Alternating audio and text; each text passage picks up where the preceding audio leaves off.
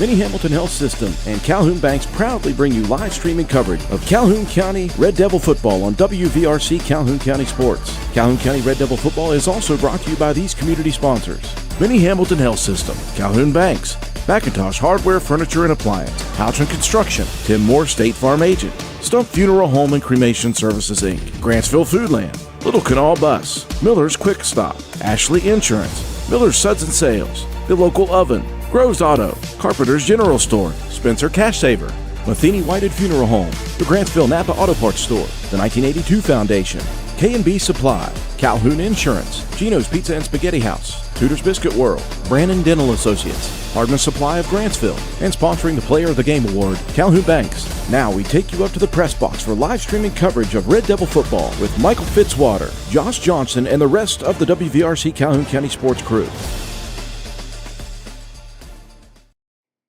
Welcome, ladies and gentlemen, here to Wahama High School as our Red Devils travel to face the WVSSAC Week 3 #1 team in Single A football. That's right, you heard it. #1 team in the WVSSAC. Now, what's that mean? Honestly, not much. It's all about stats, the way the rankings work. It's about who you beat when you beat them. But the facts are that this is the defending state champs. So, Coach Johnson, thoughts? It's a Friday night ball game just like any other time.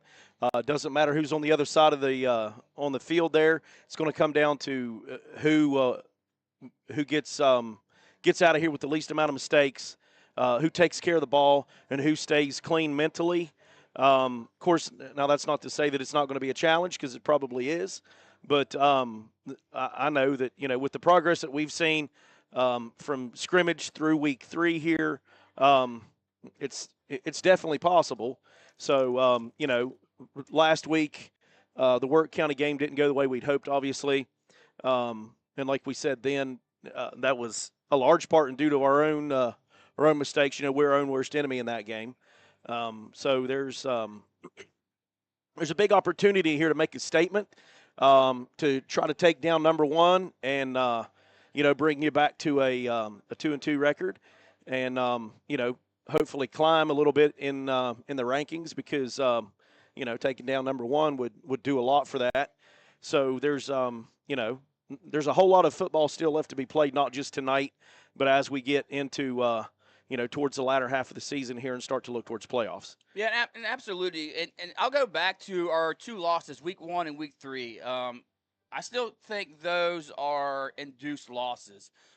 Turnovers and not self-awareness have cost those games. Do I think Gilmer's a better team? Absolutely not.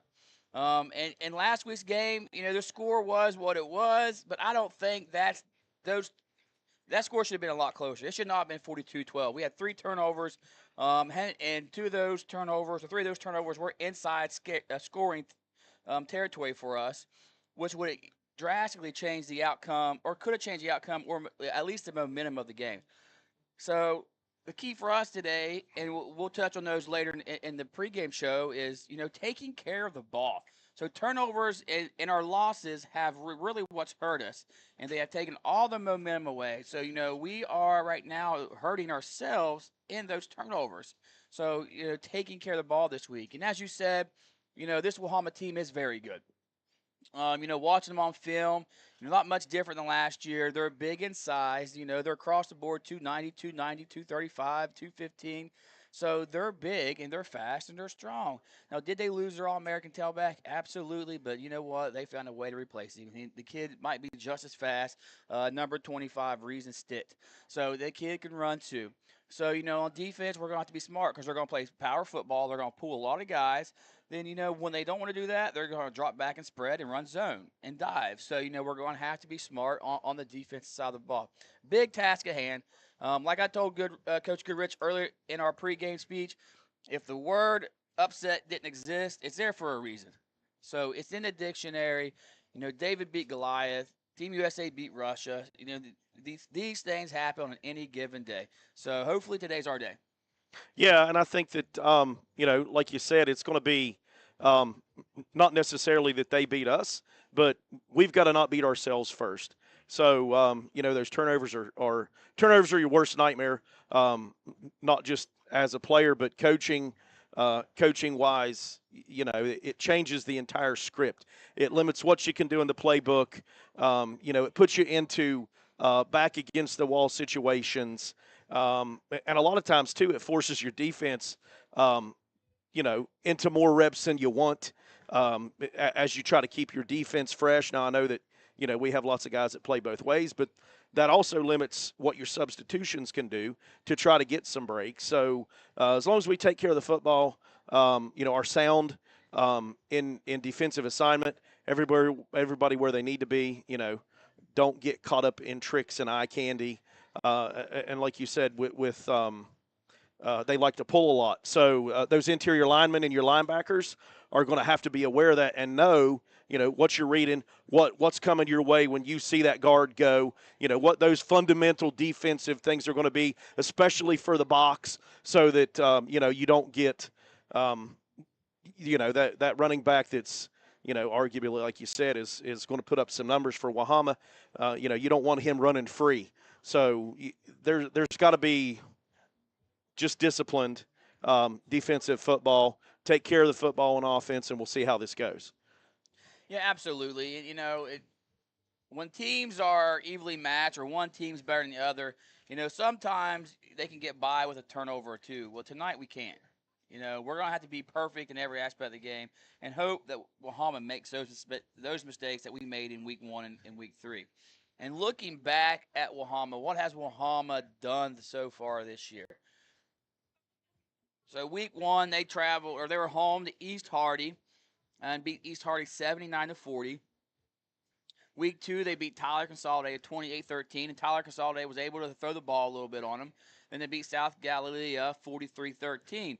So really, the Tyler Consolidated game is the closest game in 28-13. The score was close, but if you watch the film, it really wasn't that close. Just Wahama made some mistakes, and I do think that Wahama's weak link on defense is their secondary, and our strong point right now is our passing game. So hopefully we can push the ball downfield today and make some plays. And clock management is going to be huge.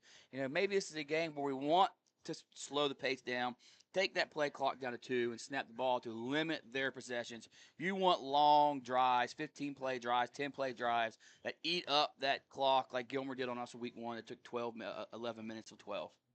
Yeah, clock management is always important, especially, like you said, from the coaching standpoint, limiting possessions, being efficient, giving your guys the most opportunity to keep the ball to try to march it down. I remember a long time ago back in the days, we said you only need 3.5 yards per snap, to get a first down. And that, marching that at 3.5 yards is going to eat up the clock. So, yes, obviously passing game is going to be important, especially with the success that we've seen through week 3 here. We've put up some pretty impressive offensive numbers, especially in the passing game through last week through week 3 with Work County, approaching 200 yards passing, 300 or 400 yards combined total offense. Obviously the win at Richwood helped those numbers, gave you some extra reps, got guys some more looks. So there's a lot to be said for what you can do if your strengths are used against the opponent's weaknesses. And so, hopefully we'll see some of that tonight, and hopefully we'll get another good offensive production evening out of the passing game that'll try to help alleviate some of those some of the issues that you have in the run game. And, if it comes down to it and you have to air it out, we've seen that those plays where you get big chunks like we saw in the Richwood game and last week, especially with the short to mid-range crossing routes. Those worked out well, and those were the times that Red Devils were able to drive the field, and get a couple scores out of that to get you in good, favorable down and distance positions. Yeah, and this week, we're going to have to see, and Gavin has made some big plays for us, but I think they're going to key on Chase because, Chase had 110 yards or 50 yards there in the first half last week. So I think Wahama's going to try to keep an eye on number 1. So number 10's got to step up and make those plays, which he has. He had 2 catches last week and 2 touchdowns. Yeah, and it's nice to see, Gavin is a sophomore and Chase still only a junior, first year on the team here. Them guys making a big impact, giving you those key receivers that are able to step up and make some clutch catches when you got to have them to keep the drive alive, to move the sticks, those kind of things. So as far as the passing game goes, I think it'll still come down to pass protection. Give Brennan, the 3.5 seconds that he's going to need to get rid of the ball, and also give him a clean field of view so he can find those underneath and short yardage throws to get them on target, especially as your crossing routes come open. So, I would look to possibly expect that there's going to be a little more of the passing game as you go through the evening. And I would like to see Charter get back on track tonight. Running that ball. The first 2 weeks he was running good, and it looked like Work County keyed on him a little bit last week. And take some of that pressure off of Brennan throwing. So if we can get Charter and Rome moving downhill and running like they have, and even last week he had a couple nice runs. We just need to see that more consistently from this offense and giving him a chance to make some plays. So we have a running back who can make plays. The O-line is going to have to create some alleyways for him to run. And where we were here pre-gaming, comparing, our O-line size to their D-line size. And, again, we're back to another week where we're outweighed probably 50, 60 pounds. Yeah, and that's just the nature of the game. Sometimes, it kind of is David versus Goliath. And, sometimes it's just going to be they're bigger, stronger, faster, and sometimes you're bigger, stronger, faster. So in those instances, that's where we look at it and say, okay, where can we exploit that? We've talked all season so far that it's good to have a good athletic group. We're a little bit faster now, although we maybe give up some size. Right. But we've seen that speed kind of come into play and kind of help us here, where we've been, I would say, probably slightly favored in the passing game so far. We were able to throw the ball on Work County. We were able to throw the ball at will on Richwood. So, there's nothing to suggest that you can't do it again tonight. And hopefully, if it comes down to it where size is going to matter, you look to the other advantage. You get your other athletes in space. You give them an opportunity with the ball to create a play. That's right. That's right. So we will step away for some commercial breaks, and when we come back, we'll listen to our coach talk.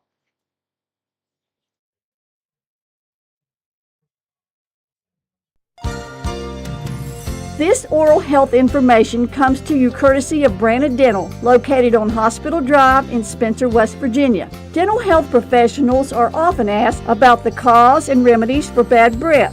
Bad breath can be the result of tobacco use, tonsil stones, medication, gum disease, pungent foods, and poor oral hygiene, just to name a few. Brushing twice a day, flossing once a day, and tongue cleaning can help keep bad breath at bay. Visit your dentist at least twice a year and ask your dentist or dental hygienist for specific tips regarding your daily at-home oral hygiene care. Brandon Dental, 304-927-2775. That's Brandon Dental in Spencer, West Virginia, 304-927-2775.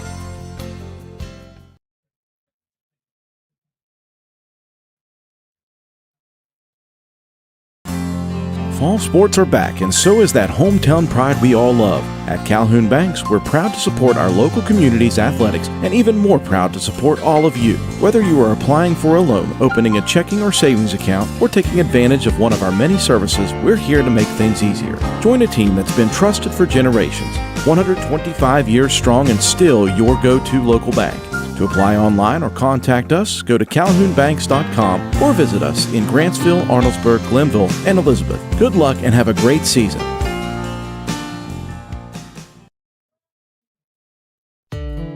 Are you paying too much for your auto or homeowner's insurance? At Calhoun Insurance, we believe in making things simpler and more affordable. Bundle your policies with us and discover how much you can save and the peace of mind that comes with knowing you're fully covered by a local team you can trust. Give us a call at 304-354-7918, or you can visit us on the web at calhouninsuranceagency.com for your free, no-obligation quote today. That's Calhoun Insurance, saving you money, protecting what matters most. Calhoun Insurance is a proud sponsor of all Calhoun sports. Go Red Devils! Carpenter's General Store in Spencer has been saving you money and giving you the best selection in Roane County since 1996. We have an amazing selection of domestic, import, and craft beers, ciders, and wines at the absolute lowest prices anywhere. And if we don't have it, we'll get it for you. We have a sporting goods section with all the right fishing gear, locally crafted lures, and live bait. And we also carry a great selection of firearms and ammunition. And once again, if we don't have it, we'll get it for you with the lowest prices guaranteed. We're open Monday through Friday, 7 a.m. to 8 p.m., Saturday, 8 a.m. to 8 p.m., and Sunday, 9 a.m. to 7 p.m. So come see us at 746 Arnoldesburg Road in Spencer. It's a convenience store with a whole lot more. Stop by Spencer Cash Saver to check out our fresh produce, quality meats, and our new grab-and-go deli sliced meats and cheeses. New 2-week ads start every other Thursday with the best prices for your budget. Save money and shop local at Spencer Cash Saver. Your Grantsville Foodland is a proud sponsor of all Calhoun County sports and serving all of Calhoun County. This week's specials at your Grantsville Foodland, we've got your fall fresh finds. Bone-in assorted pork chops, $1.99 a pound. Cara, Halos or Navel Oranges, $3.99 a package. 24 packs of Pure Life Water, $3.49. Select variety of 6-pack Coca-Cola products, 3 for $10. Sugardale bone-in smoked ham steaks, $3.99 each. And large pumpkins, $5.99 each, great for carving. And don't forget to look for our pantry stock-up sale items. Don't forget, senior citizens get a 5% discount every Tuesday. Right now at your local Grantsville Foodland. Open Monday through Saturday, 7 a.m. to 9 p.m. and Sunday from 8 a.m. to 8 p.m. Let's go Red Devils!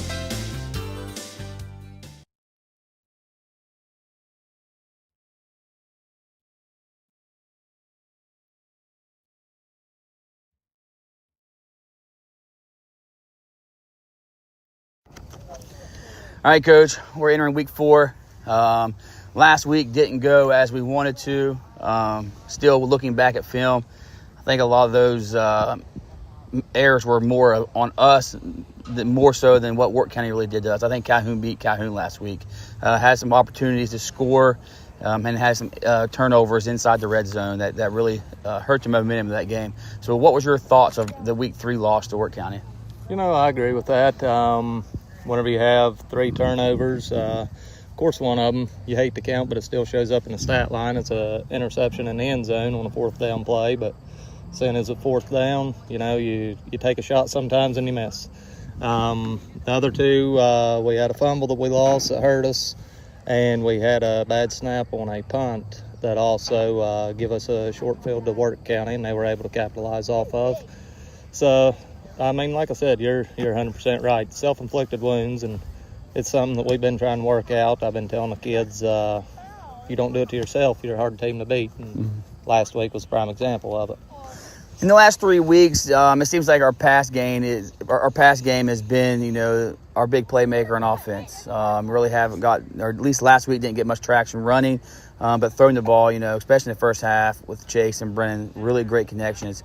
This week, what are we looking for with that Wahama defense? Because it's going to be, more traditional of that forefront that we've seen and are used to, but they are bigger and faster. Well, and speed is a hard thing to simulate throughout the week, so that's our greatest disadvantage at this time is we can't give them the look that they're going to see tonight. Like you said, they run a 4 or 5 man front, but they anchor linebackers on the edge, which leaves them in man coverage a lot. So hopefully it'll get our speedy receivers a chance to get open, because we will have to get rid of the ball quickly in passing situations. But just the speed of the team we face this week is the toughest challenge ahead. Now, defensively, they did lose their star playmaker from last year, but they still have size and speed. Whether they're going to go unbalanced or run power, or even if they go into gun, they can still run with that quarterback and their tailback. So they're both shifty. So, what are you looking at defensively to slow their offense down? They have a lot of pulling movements in their offense. Most teams you might get 1 or 2 guys that pull a lot that you can key on. Wahama has 4. So just tracking the right guy. Sometimes they send a guy opposite way of the play. If you're reading him, you're taking yourself out of the play first thing. But for us, like you said, they lost top player in the state last year and filled in with a couple playmakers that are right on his heels. So for us, biggest thing, we got to be in position. And we can't have arm tackles and missed tackles. and things like that. If we can wrap up and the first guy get them on the ground, then that'll help out tremendously on the defensive side of the ball. But we've had issues with that this season so far. So at the end of the day, it's just hoping the first guy there can really get them slowed down, because if they get in the open field, they're tough to slow down. Absolutely. So week 3 rankings officially came out. Wahama was ranked number 1. They are the state champions from last year. They seem to be everything as advertised on film. So, what are we doing differently to slow this team down that the other 3 teams haven't done so far? Well, we got film on them from Tyler and from South Gallia, and each one of those teams were doing decent early. Tyler played them fairly close. Of course, Tyler, they went 4 or 5 wide receivers a lot of the time, and it seemed like it was a little bit of confusion in Wahama secondary with that. We've built in some plays this week, changed up the scheme a little bit like we do from week to week. But at the end of the day, execution's big, and we just have to be much quicker with this team off the ball, because like we keep hitting on, their speed is an issue. And if we aren't firing off the ball, they're going to give us fits tonight. Right, and watching that film, and like you just mentioned, it seems like their weak link on defense, if they do have one, is their secondary. Where teams, whether it was Tyler or anybody else, had a chance to push the ball downfield and make some plays. So is that something that we're still looking to attack, even though and so far that's been our strong point this season, is our pass game? Yeah, and I mean, at any level of football, it seems like secondaries are the weakest link for most teams. They have a lot of skill in their secondary, so our openings aren't going to be as big as what they have been, but they should still be there if we hit things the way we should be. And going into your this week and your speech here in a little bit, when everybody's asked me what my thoughts are going into the week with Wahama playing number 1 team, I always, David beat Goliath. The word in the dictionary upset's there for a reason, because it does happen. So, we are the underdog, but what are you telling your guys going into this matchup? Well, for anybody that's been watching our team this year, and like I told the kids the other night, and we'll hit on again this evening, this isn't uncommon territory for us. Every year that I've been a head coach, we've faced a defending state champ. And with that being said, we know what we're going up against, but we're not the same Calhoun. Right. So yes, hopefully that is true. This that. is not the same Calhoun as the past. Yep. Well, Coach, good luck. I'll let you get back to your team. Go get them tonight. Thank you.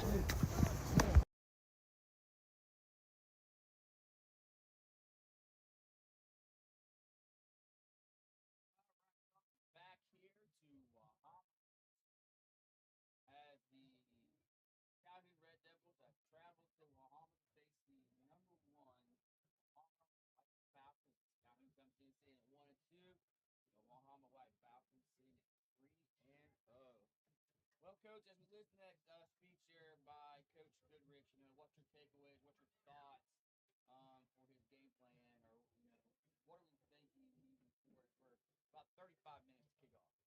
Yeah, I think Coach hit it there. It's self-inflicted wounds, and adding some wrinkles in the playbook to try to open up the field a little more.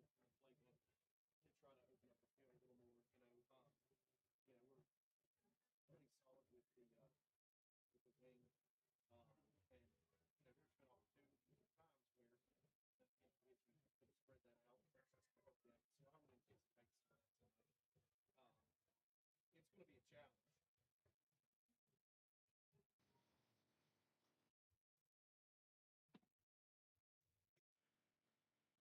All right, welcome back to Calhoun County. Sorry, Wahama. We are having some technical difficulties. Coach Johnson forgot to hit the unmute button. So we will get back here and try this again. So, Coach Johnson, as we just listened here to Coach Goodrich's speech there for the coach's corner, what are your thoughts or the game plan going forth here as we're about 33 minutes to kick off? Yeah, I think Coach hit on it there in his pregame interview. Trying to limit your self-inflicted wounds, those mistakes that we unfortunately gave up last week. The 3 turnovers that all 3 turned into scores, and that dramatically changes things. But offensively, like he mentioned, I would look for a few wrinkles, maybe try to spread the field a little bit more with those leaner, faster guys.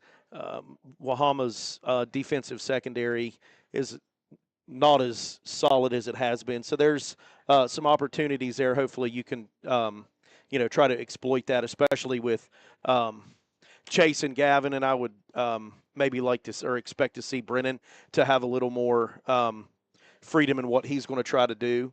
So I think offensively here you can dig deep into the playbook to try to give yourself an advantage, stuff that they've not seen on film, stuff that you haven't brought out yet to, try to catch them off guard, maybe get them guessing and looking in the wrong spots.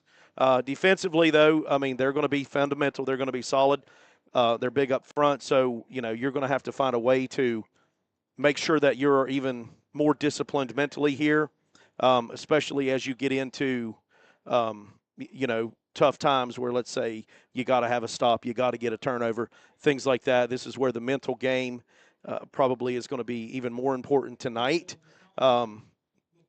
making sure that your guys don't get big-eyed over, it's number one, because when it comes down to it, they're just 16-year-olds the same as you are. So, any given Sunday, that was the movie, there years ago about who can beat who. So it's not a dire situation. It's not unattainable. It's definitely possible, and just as likely as any other Friday night that you get this. So, but more than anything, it's going to have to come down to who takes care of the ball, who manages mistakes and big plays, and don't, keep yourselves clean as far as penalties go. Don't give them free yards. Yeah, and I would agree with that. And also, and we've talked about offensively, we have to limit the mistakes, the turnovers or the penalties. I think, offensively, we've hurt ourselves. Defensively, we got to figure something out. We're in Gilmer, then Richwood in the third quarter kind of did things at will. So, this game, we need our defense to step up and make those plays. A lot of missed tackles last week, a lot of arm tackles. We got to finish our tackles, drive through the ball carrier, use our hips and get those guys down. And trying to stop lunging at them and bring them down because, these are bigger backs that we're facing again this week who run extremely hard. So they're going to run through these arm tackles. And, our defense needs to make some plays today, whether it's holding them and having that bend but don't break mentality or potentially getting some turnovers that we drastically need tonight. Yeah, if you can get them into second and long, third and longs, I think that gives you an a shot. Unfortunately, probably tackling is our weakness on defense, especially when you consider defense all around. Tackling has to be one of those things. I know through week 3 here, we've seen guys in the right spot, guys making contact, but just not getting wrapped, not getting in the in a good form tackling position to make contact and wrap. So that's something I'm sure that the coaching staff is aware of, and they're working on. And tackling's a hard thing to teach. I mean, it's not just you go sticking your nose and flying in. There's some technique and fundamental to it, and I know that coaching staff's working on that, and that's just one of those things that, considering that we are still young-ish with some new youth in the roster here, that you're going to have a little bit of that growing pain kind of thing. But all in all, if your tackling improves, then I think defensively you're almost where you want to be, because even though you've been outmatched a couple times through week 3 here, you're still getting guys where they need to be for the most part.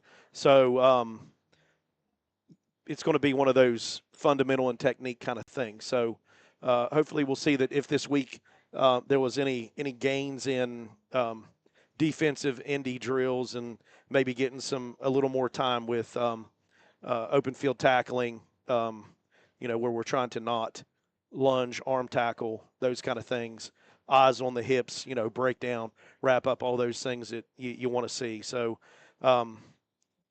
hopefully we don't have or continue to see that Achilles heel show its head tonight. All right, ladies and gentlemen, we will step away for a commercial break, come back with the starting lineups and some more breakdown of tonight's matchup.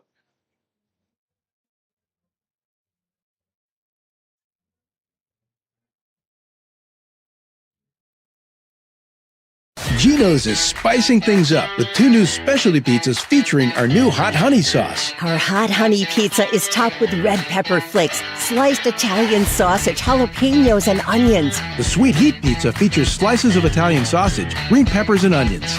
Both are drizzled with our signature hot honey sauce. Hot honey, it brings the heat. Sweet heat, the perfect balance of spice and sweet. 2 bold new flavors, available for a limited time at Geno's Pizza and Spaghetti House. Napa Auto Parts and Service Center at 101 Market Street in Grantsville, West Virginia. 304-354-6120 is here to serve all your automotive needs. Open Monday through Friday, 8 a.m. until 5 p.m., Saturday, 8 a.m. until noon, and closed Sunday. Check out our monthly sales flyer. Did you bust a hydraulic hose? Stop by your Grantsville Napa store and let us make you a new one. We also have 5-gallon buckets of hydraulic fluid and 1/4 inch to 1 inch hose fittings. Looking for odd-sized nuts or bolts? Check out our full line of fasteners. That's at your Grantsville Napa store and service center, or call us at 304-354-6120 today. Go Red Devils!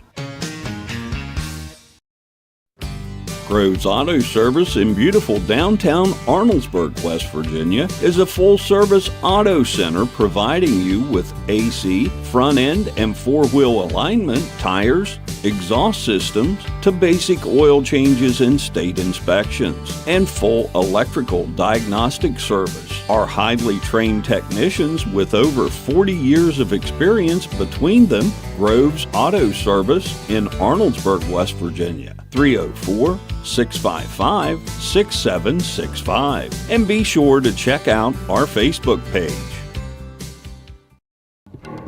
Go ahead, car. Make my day. Do you have one of those intermittent electrical problems that no one can find? Let Groves Auto Service in Arnoldesburg, West Virginia diagnose and fix that pesky problem for you. Call Groves Auto Service for an appointment today and we will get to the bottom of it. Call 304-655-6765. Groves Auto Service, and don't forget to check out our Facebook page. Hi folks, here at Hardman's, we are a full-service building material and hardware store. We have it all, from nuts and bolts to plumbing, electrical, best look paint, lumber, drywall, furniture, appliances, flooring, and kitchen and bath. Our best look paint is a sure win to brighten up your interior walls or spruce up your exterior. We don't just sell the products, but we deliver and install many of them as well. All of our installers are trained and certified. On top of all that, we know a little something about customer service. We'll greet you with a smile and have the knowledge to help you get the job done right. Stop in and let's tackle your next project together. Hardman's, our family serving yours since 1907. K&B Supply at 303 Juliana Street in Elizabeth has a full line of Midwest fasteners, from small screws to large nuts and bolts. We have hay rings and poly and steel. Fall is coming up, so stock up on Easy Heat wood pellets. Buy the bag or buy the ton. And ladies, looking for gift ideas for your man? Every guy likes pocket knives. We have a full line of old-timer knives. Stop by at 303 Juliana Street in Elizabeth or call 304-275-1141 today. K&B Supply at 303 Juliana Street in Elizabeth is your place for fence chargers, wire, and post. Check out our selection of farm gates in stock. K&B Supply is a heritage performance feed dealer for your pigs, chickens, horses, cattle, and yes, even your dogs and cats. We have deer corn in many flavors. Stop by K&B Supply at 303 Juliana Street in Elizabeth today for all your farming and hardware needs, or call 304-275-1141.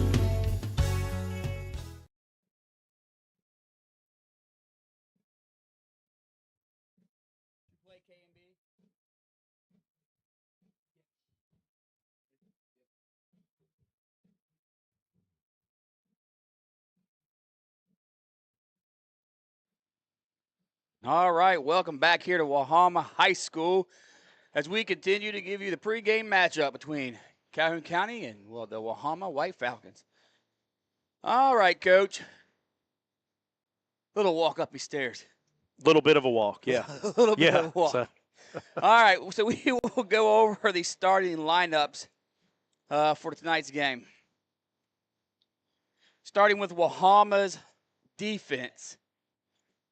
At defensive end, Elijah Hicks, number 58. He's a senior, 5'11", 290. At defensive tackle, Taylor Northup. He's a senior, 5'11", number 60, 220 pounds. Austin Chadwell, wearing number 0 tonight. He's a junior, 5'10", 170.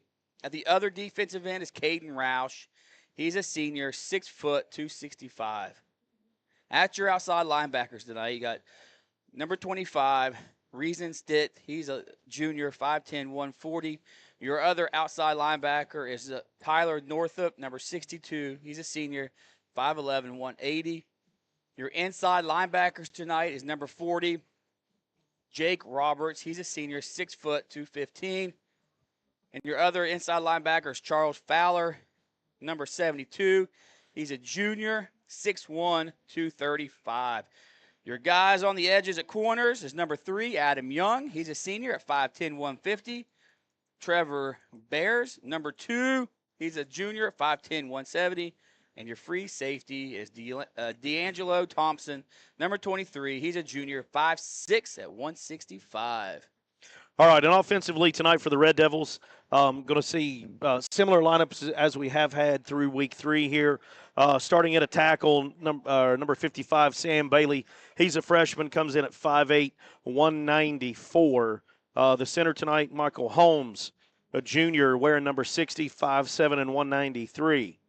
At the guards, you're going to have Nick Butler. He's a sophomore as well, 5'8", 190, wearing number 72. The other guard's going to be Cohen Blankenship, a 5'10", freshman, coming in at 213, wearing number 65. And on the other tackle, you're going to have Christian Frederick. He's a junior, comes in at 5'7", and 194, wearing number 52. Offensively in the backfield, quarterback's going to be number 7, Brendan Carpenter. He's a junior at 5'11", and 171. Running back's going to be Charter Cottrell, wearing number 20. He's a 5'10", junior, comes in at 160.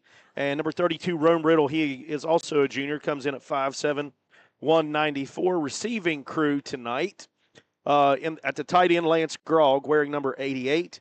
He's a 5'7", junior, 128. Gavin Hicks on the outside, wearing number 10. He's a sophomore, comes in at 5'10", and 152 pounds. And then number 1, Chase Schoolcraft. He's a 6-foot junior, wearing number 1 at 152 pounds. All right, and now for Wahama's offense. Up front for them, starting at left tackle, Tegan Scott, number 78. He is a senior at 6'3", 290 pounds. Elijah Hicks is at left guard, number 58. He's a senior, 5'11", 290. At your center position is Charles Fowler. He's number 72. He's a junior, 6'1", 235. At your right guard tonight for Wahama is Tyler Northup. He is number 62. He's a senior, 5'11", 180. The right tackle is Hunter Miller. He is number 70, a junior, 5'10", 295. Your tight end for the Falcons is number 40, Jake Roberts. He's a senior, 6 foot, 215. At quarterback, number 10, Robert Roush. He's a sophomore, 6'1", 145. At the running back is number 25, Reason Stitt. He's a junior, 5'10", 140. At your receiving core for the Falcons, number 6, Andrew Hall. He's a junior. He's 6 foot, 155. Traven Bowers, he is a junior, 5'10", 170, wearing number 2. And Aiden Young, number 3. He's a senior, 5'10", 150. All right, and defensively tonight for the Red Devils, your front four, Christian Frederick will be at the defensive end wearing number 52. Defensive tackle, Davon Mitchell, he's a freshman, wearing number 67. He comes in at 5'8", 160. The other tackle, number 65, Cohen Blankenship. Other defensive end, Nick Butler, number 72, the sophomore. Linebacking core, Sam Bailey's going to be your middle linebacker tonight, wearing number 55. Outside linebackers, Chase Schoolcraft, number 1. Rome Riddle, number 38. Defensive backfield on the corners, Gavin Hicks, number 10, the sophomore. Trevor Maley, wearing number 6, a 5'10 freshman at 133. Safeties, Brennan Carpenter, wearing number 7. And free safety, Charter Cottrell, wearing number 20. All right, Coach, we are under 20 minutes here to kick off as, we have a nice little crowd that traveled to Wahama, a 2-hour drive, I think, for us. Going into this game, we've kind of briefed on it a little bit, but we haven't really broke it down. So let's go back. We've done it each week. The 3 keys for tonight's game, and I'll start with you. So for me tonight, Coach, it's going to be control the clock, control the turnovers, and control your emotions. I think this is where, you got a chance, as long as everything goes perfect. So you don't want to take away any opportunity or any advantage that you could have because of mental mistakes. And that, like we said, has been some of the problem, especially coming out of Work County here. So, the X's and O's will take care of themselves, but it has to be mental focus and mental discipline, guys in the right spot, don't get distracted by the motion, that kind of things.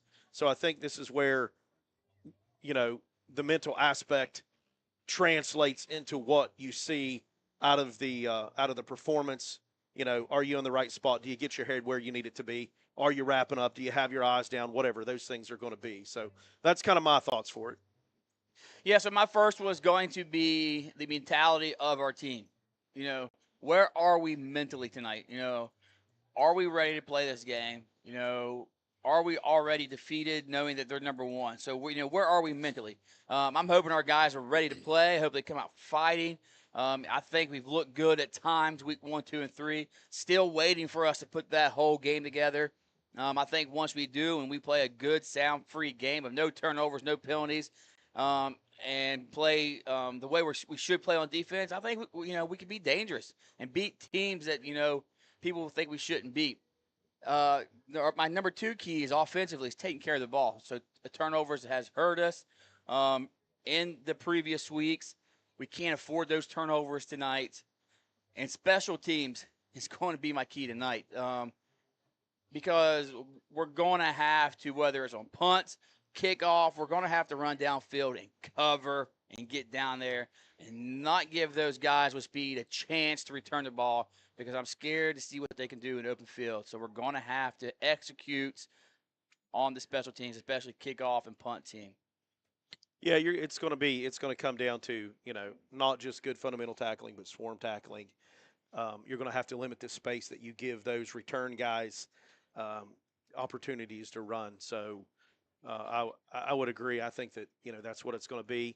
And I'd add that, as much as you want your team to be dialed in and focused and not be defeated, there's a real good chance that the Wahama looks at, where they're sitting and looks at the Red Devils as they come in. And, I know you've seen it happen to you. I've had it happen to me as a coach where it's a game that you should win, but, your guys aren't there mentally, and you kind of looking down the road and looking past it, and then you get an upset. And like you said, that's the word we're looking for tonight. Yeah, so.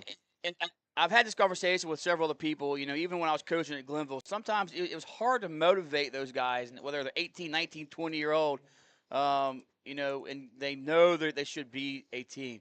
And you take that and you look at, and even transition to what we see as fans when WVU goes to Ohio, a team that you probably should beat, and maybe WVU's not as enthused to play them, and then they turn around in week 3 and beat Pitt, a team that everybody thought we were going to lose to. So, is the motivation there for Wahama, and is it there for us? So hopefully we're fired up, ready to go, and, they're just, okay to be here and just go through the motions. But that's why you play the game. So, once the clock hits 0 and they put 12 minutes on the clock and we kick it off the ball, it's who shows up and who straps their chin straps a little tighter, and, let's see who's ready to play. So excited to see, what we can do offensively and defensively. and still waiting for that game where it all clicks together for 4 quarters and makes something happen. Because when it does, I think it's going to be scary for other teams. Yeah, and I think that, like you mentioned, with the where your mind's at with it, this could very well be one of those mental turning points. If you come in here defeated already and you give it up, that's hard to recover from, especially as you look ahead to weeks coming. I know those guys like to see who they got coming. I hear them talking, who we got a chance on this one we should win. So I know that they know, what the schedule is. And you want to make sure that this might be one of those turning points. You don't want it to be a bad turning point. You want it to be good. And even if you don't come out with the win tonight, but you still play good, solid, fundamental football, your 4 quarters, you play a clean game, all those things, that's where you see the growth, right? Because it's not always about necessarily did I win, it's did I get better, and that's what we talk about in baseball. As you look at those schedules of 32-plus games, it's not about necessarily did we win, did we get better from where we were at yesterday. So this could be one of those kind of turning points where, the next couple weeks hinges on that. So hopefully our mind is where we want it, and I think we'll be able to see real quick if that's the case or not. All right, sounds good. We will step away. We see that the White Falcons band's coming on field, so we'll step away for some commercial breaks.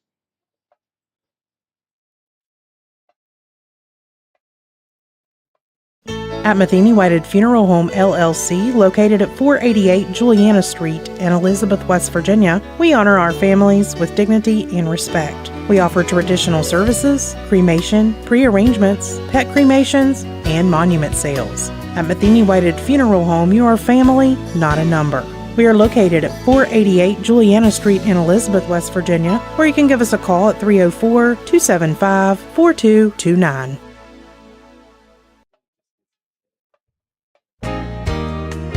McIntosh Hardware, Furniture and Appliance, the store that has it all. From quality furniture, Lazy Boy, Serta, Catnapper, appliances, Maytag, Whirlpool, Amana, KitchenAid. And McIntosh offers setup and removal, power equipment, Echo, Troy-Bilt, and in-house service, hardware, tools, paint, plumbing, electrical, pipes, and fittings. McIntosh Hardware and Appliance, 204 Market Street in Spencer, 304-927-2700. Find us on Facebook for more great deals.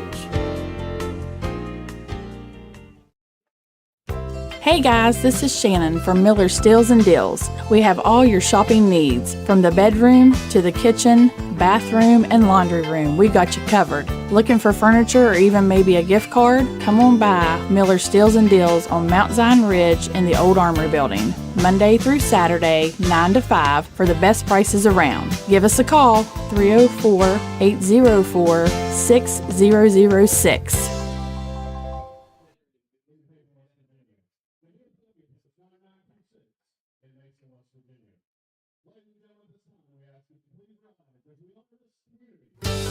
Miller's Quick Stop, located on Mount Zion Ridge near the high school, now has 6 different flavors for their bone-in and boneless wings. We also have fresh from the oven pizza and mouth-watering subs to choose from.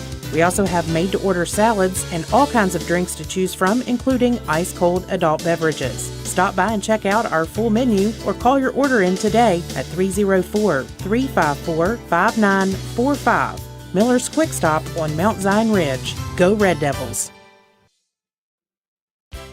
Minnie Hamilton is excited to announce the opening of our Women and Maternal Care Services in Glenville. I'm Corey Grogg. I'm a women's health and family nurse practitioner with Minnie Hamilton Health System. We offer childbirth education classes and breastfeeding and postpartum support. Along with pre- and postnatal care, our team sees patients from birth throughout the lifespan. We are your partner in health today, tomorrow, and for life. Please call the Glenville office for more information at 304-462-7322. System, better healthcare, better living. Minnie Hamilton Health System, your partner in health. Stump's Funeral Home and Cremation has been in business since 1897. Family owned and operated for 6 generations, offering you and your loved ones services with dignity and respect. With 3 locations to serve your needs in Grantsville, Arnoldsburg, and Stump Maddox Funeral Home in Clendenin. We offer traditional funeral services, cremation, green burial, monuments, new sales and lettering of existing stones, military services, funeral pre-planning, and aftercare grief resources. Let our licensed professionals guide you through the difficult process of honoring and saying goodbye to your loved ones. Stump's Funeral Home and Cremation. It's the saucy summer of barbecue at Tudor's.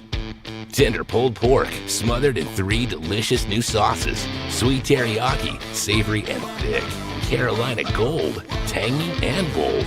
Honey sriracha, hot and spicy. Topped with our creamy coleslaw. Sweet teriyaki, Carolina Gold, honey sriracha. Tudor's Biscuit World's pulled pork barbecue is bursting with flavor. Awesome sauce.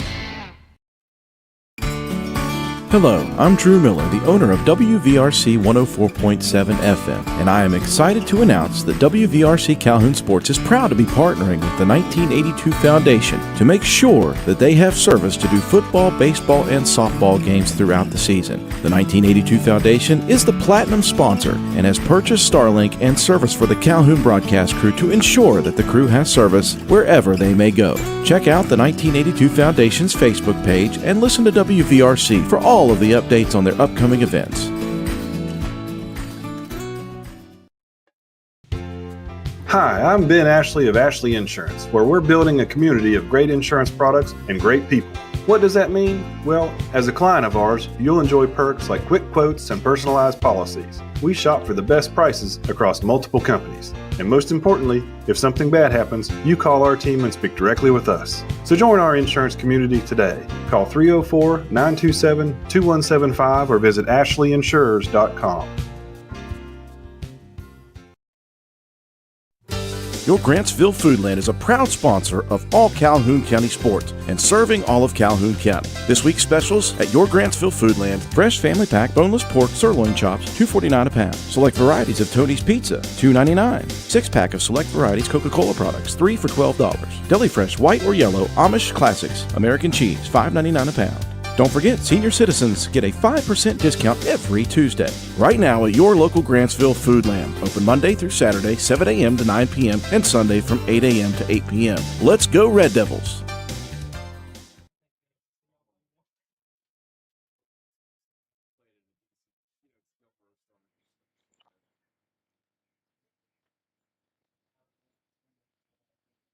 All right, welcome back here to Wahama as we get ready to for kickoff with 5 minutes and 10 seconds left for kickoff. So it looks like captains are getting ready to come out. As you guys can see, Wahama is in some different colors tonight. They are not in their traditional red and white. They are in red, white, and blue, honoring America tonight. So they have different uniforms with decals on their helmets, red, white, and blue. Their pants are red, white, and blue, and their jerseys are blue with red numbers. Captains for Wahama, number 2, Traven Bowers. He is a junior. Number 23, D'Angelo Thompson, a junior for Wahama. Number 58, Elijah Hicks. He's a senior. And number 72, Charles Fowler. He is a junior. Those are your Wahama captains. All righty, captains tonight for the Red Devils. It's going to be number 38, Rome Riddle. Number 7, Brennan Carpenter. Number 1, Chase Schoolcraft. And number 20, Charter Cottrell. All 4 of your captains tonight, Coach, again, are juniors. So, there's still a lot of room to grow here. Yeah, so, last week or the week before, we wanted the ball first. So it'd be interesting to see what happens if we win the toss, whether we defer or, to the second half, or coach wants to go on offense. So coach, we're under 4 minutes here to go. The talks are over with. No more pregame talk. It's time for action. We're just waiting on the White Falcons to come out of the thing. So again, one last observation going into the final minutes before kickoff. What are you looking for tonight for the Red Devils? I think when it comes down to it, win or lose tonight, how you respond last week to this week, and then how you respond to adversity throughout the game. I mean, the scheme is in place. We're familiar with our offense. We're familiar with our defense. I think right now, tonight, it's going to be see who wants it more. And if you get effort from every snap all night, I think that's going to see or going to give you a pretty good measure of where you're at mentally and how you're going to be able to handle adversity as you get through the next 7. Yeah, and I'll agree with some of that. I'm excited to see, where we are tonight. I'm hoping that we're clicking on all phases tonight, offensively and defensively. So we'll pay attention here to the coin toss and try to see who wins this.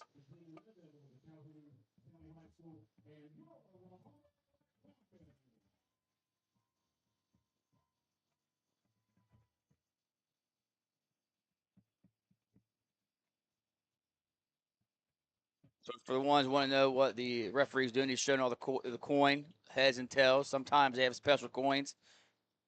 And there's the flip. Looks like we won the toss.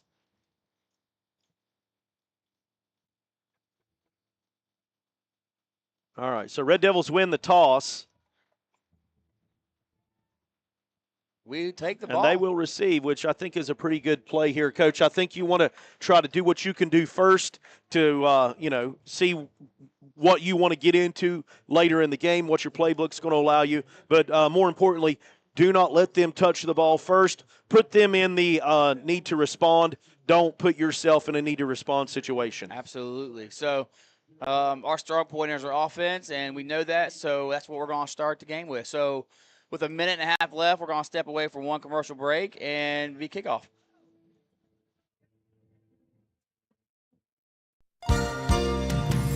This dental care tip comes to you courtesy of Brandon Dental, conveniently located on Hospital Drive in Spencer, West Virginia. Dentists are often asked, how often should I replace my toothbrush? Replacing your manual toothbrush or power brush head regularly, at least every 3 months, is important for maintaining good oral hygiene. Brushes become ineffective due to wear on the bristles. It's also recommended to replace your toothbrush after an illness to prevent reinfection. During your next dental visit, ask your dentist or dental hygienist for recommendations regarding your at-home dental care. Brandon Dental, 304-927-2775.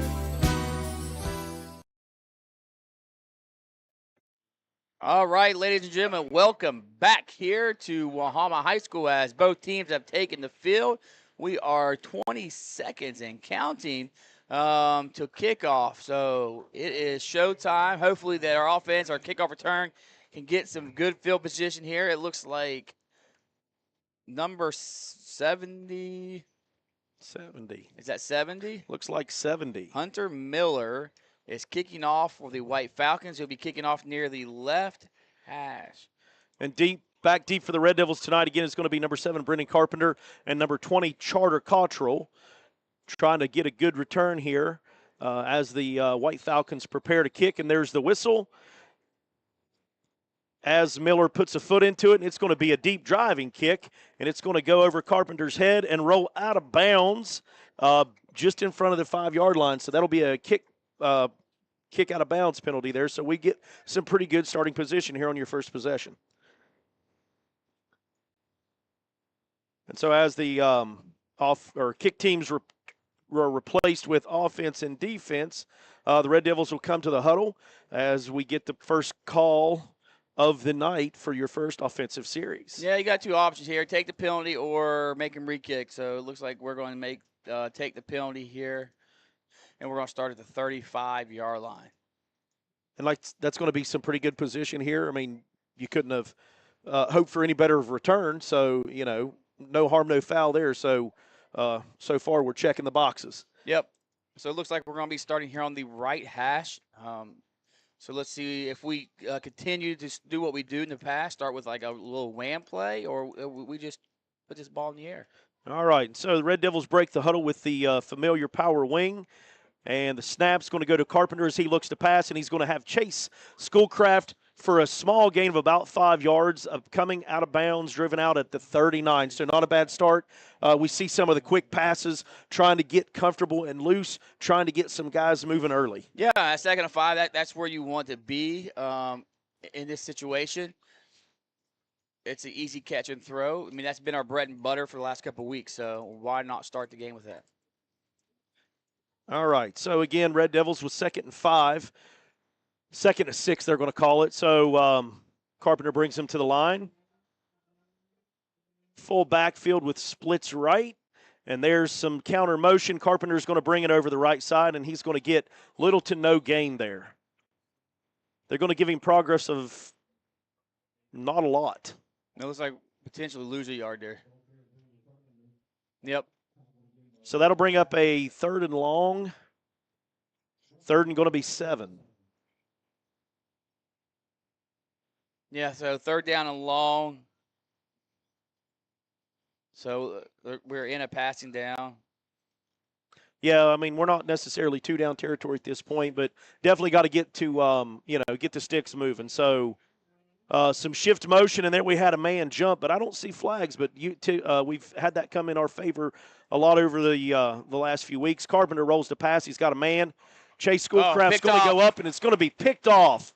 Number 2, it looks like Wahama. Number 2, Trayvon Bears is going to take that over top of Chase Schoolcraft. So an unfortunate turn of events there as Carpenter throws an early interception. Yeah, it's DB went up, high pointed the ball, made a play. So it's going to be 1st down and 10, about the 16-yard line for the White Falcons. So they're going to start their first drive inside the red zone in great territory. So look for a lot of pulling action here. Number 10, the quarterback, Roush, brings the White Falcons. It's going to be a give. There we go with some good defensive penetration by number 55, Dave Vaughn. It's going to get good penetration there on the pull, and it's going to drop him at the line of scrimmage Looks like maybe a gain of 1. We'll take that. 2nd and 9.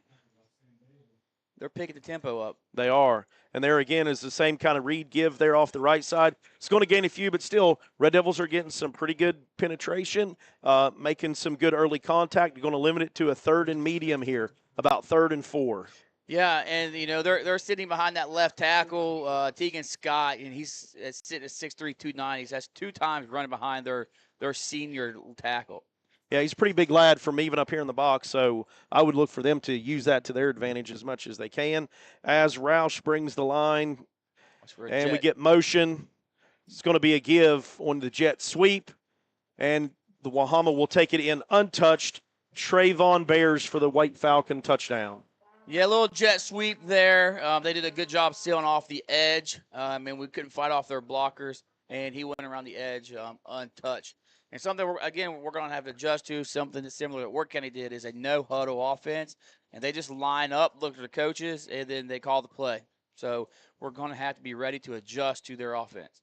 All right, so the White Falcons will bring on the kick team for the extra point. Looks like number 70 again, Hunter Miller for the kicking responsibilities this evening.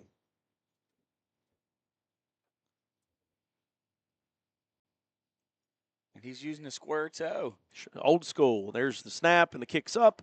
And that kick is going to be good to bring the score 7-0 in favor of the homestanding White Falcons. And we'll step away for a brief break.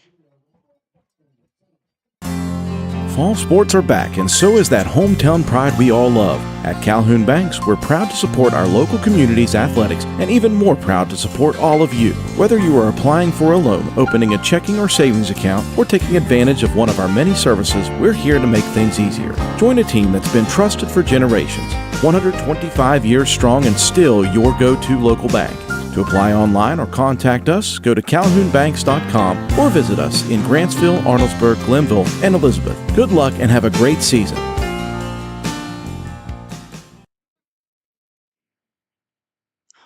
Welcome back, everyone, to Wahama as they're getting ready to kick off. And number 70 is doing those duties tonight. Yeah, again, going to be Hunter Miller, junior 5'10" and 295 pounds with your kicking tonight for Wahama. Again, we'll have Carpenter and Cottrell back deep as Miller gets a foot into it again, and it's again going to be a deep kick. Carpenter's going to field it at about the 20 as he brings it across the 30, is pushed or forced out of bounds across the 30, about the 32-yard line. So still puts you in decent position here as long as we don't give up another mistake. You know, seems like we were getting some production there. So hopefully this time we can clean that up. Yeah, I mean, the first play was a good play for us. We gained 5 yards, lost a couple there on the second play, then that pick on the third play.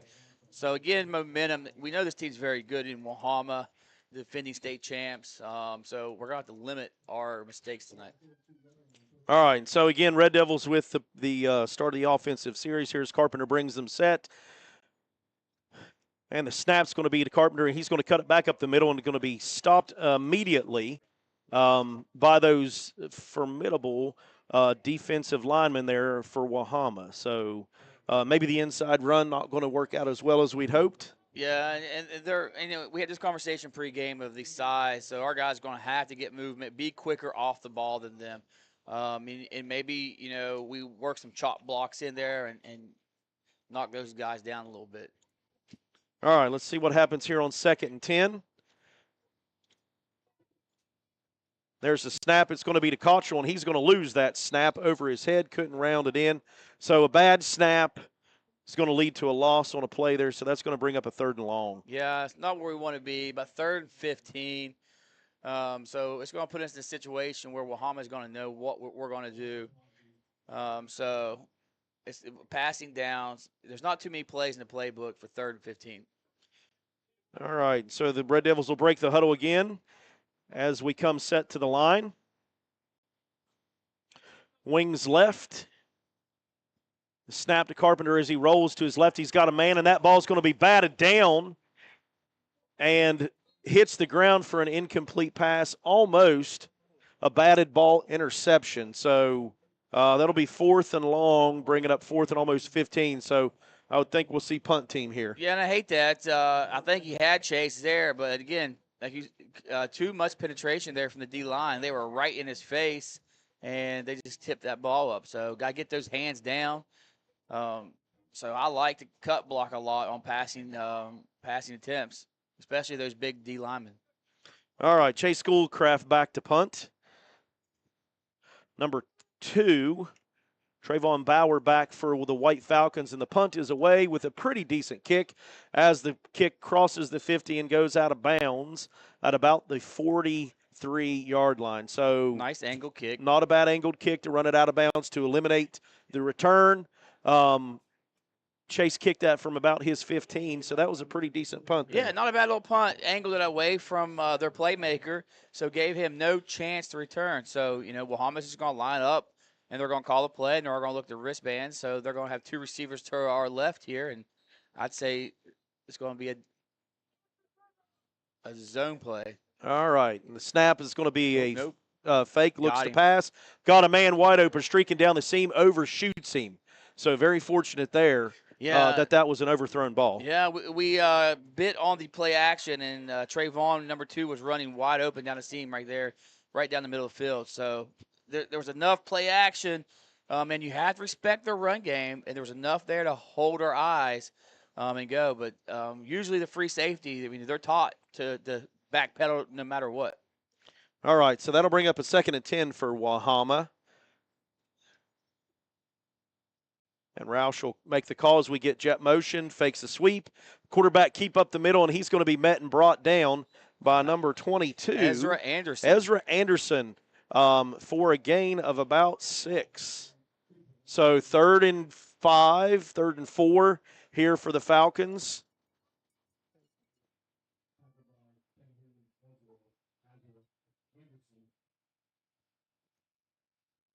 Got splits. Single back with a wing, and there's going to be the jet motion on the outside edge. And he's going to break free with lots of open ground. Going to juke and go to the end zone untouched. Number 25, Reason Stitt. Yeah, just a little outside zone play there. Sealed the edge, and once he got there, you know, it's extremely difficult to make tackles in open field. And he's extremely athletic and made a play. And off to the races he was. All right, so that'll bring the score to 13 for the White Falcons as they bring on the kick team for the extra point. And again, big number 70, Hunter Miller with the kicking tonight. The snap, the kick is up, and that kick is good again. So that'll bring the score 14 for Wahama. Calhoun County 0 with 8:30 left in the first quarter.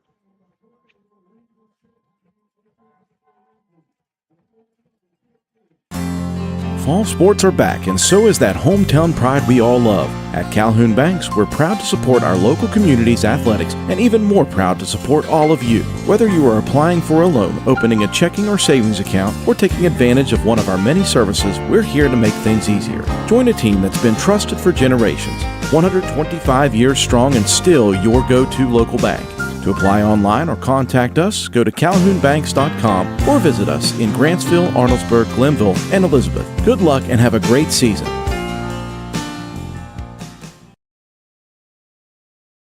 Welcome back to Wahama as the score is 14. Wahama, Calhoun 0 as they are getting ready to kick off again.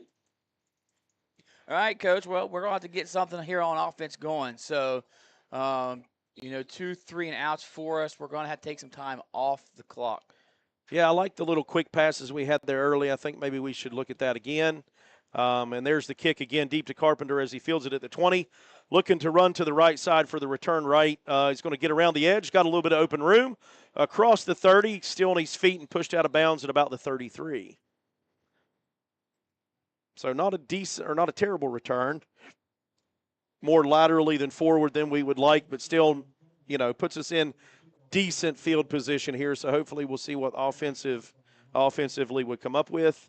Had some success early on those first couple downs with some of the short, quick passes. So, maybe that's something we can see here to get your ball moving. So Carpenter will break the huddle as the Red Devils come to the line. And we've got tight wings right. The snap to Carpenter. He's looking to run, and he cuts it back up the middle after a short gain of about 1, and then he'll be brought down by that big interior defensive line. Yeah, it looked like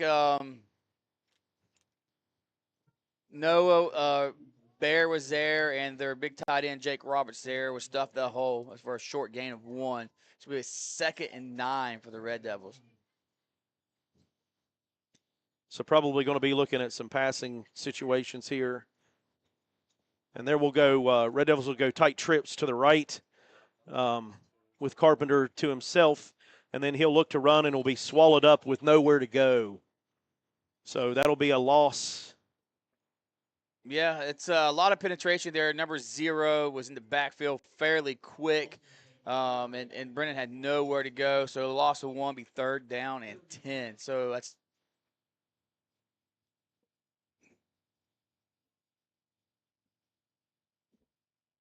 Third and 10 here. Going to have to think about stretching the field. All right, the Red Devils will break the huddle again. We'll have split backs with wings right looking to pass. Got him. Reverses motions, got a man. It's going to be chased down.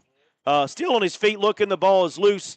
It's going to be a man downfield. Gavin Hicks is going to come up with that ball as he's still dragging the defender across the line, and the ball comes out. We got it. He recovers the ball, so a Hail Mary play there as Carpenter's being harassed. Had a defender hanging off of him.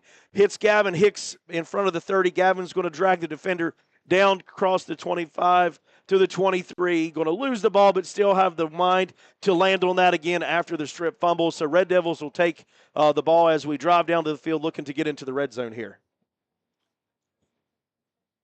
All right, so again, with a little momentum, Red Devils break the huddle with wings left, split backs. Carpenter takes it, going to have some counter motion. Hicks looking to pass, got a man in the end zone. Ball's going to float, and that ball's going to be ruled incomplete. Lance Grogg trying the best he can to get back underneath that ball. I think if you had video review, that might go in your favor, but we don't have that. So not a bad thought there to take a shot. Had a man. Just need to be a little bit cleaner on the release there, and then you get 6. So had him 2nd sooner. and 10. Had him sooner. Nice play call. Again, I think that their weak link as I mentioned in pregame, was their their secondary. So we got to stretch that defense. All right, we've had receivers open the last 2 passing possessions here. Again, a little counter motion. Chase Schoolcraft's going to take that and cut it back inside for a loss of yardage there. I think we need to stick to the passing game, Coach. The run isn't working out here, so we're going to lose a little bit there to bring up 3rd and long again. Yeah, look about 3rd and 11. Where we're at with their scoring at will for the first 2 possessions, we're in 2-down territory. So let's get this in 4th and manageable. If we don't get it, let's get in 4th and 3. Let's pick up some yardage here. We're going to go empty. We've not seen this. All right, so going to be trips bunch left, single receiver right, and we've seen this before. There's going to be the screen. Chase Schoolcraft's going to take that and advance up the field, gets the edge, breaks it around, and is going to pick up the first down. So pretty good play call there as Chase Schoolcraft takes the screen, gets some good blocking on the edge from the receivers, and Red Devils will pick up a first down. Are we calling that a first? All right, so yeah, we are. All right. Wasn't sure about what that far side line judge was going to give you there, but they're going to give it a first down. So 1st and 10 from the 12 or about 12.5-yard line there. So Red Devils with some momentum again, driving, looking to score here to kind of start to catch back up. You don't want to get in another big hole here. So Red Devils to the line. Again, wings left, looks to pass. Going to be harassed again. Carpenter rolling to his left. Ball's out. Yeah, good play. Throws it through the back of the end zone for an incomplete pass. Survived to throw another down here. Yeah, good play by him. Smart, thrown out of bounds. Nothing there. So it'll be 2nd down and 10. So a good drive so far for us. Started at the 33-yard, 32-yard line. We're inside the 15, about the 12. So good drive so far. Let's cap it off here with a touchdown. Put this thing to 14-7. Thank you, Dana. I am tech savvy. We all know that. All right, so Red Devils to the line. Bunch wings left, split backs. Carpenter's going to take it. Reverse again to Hicks. Is going to be taking it around the edge, and he's going to take contact at the 11 or 12-yard line there, and that's going to get you back to the line of scrimmage. So no gain on that one. It'll be 3rd and 10. So we're back in 2-down territory, or 4-down territory. Looks like Gavin's kind of nicked up there a little bit. Carpenter gets the play in as the Red Devils break the huddle.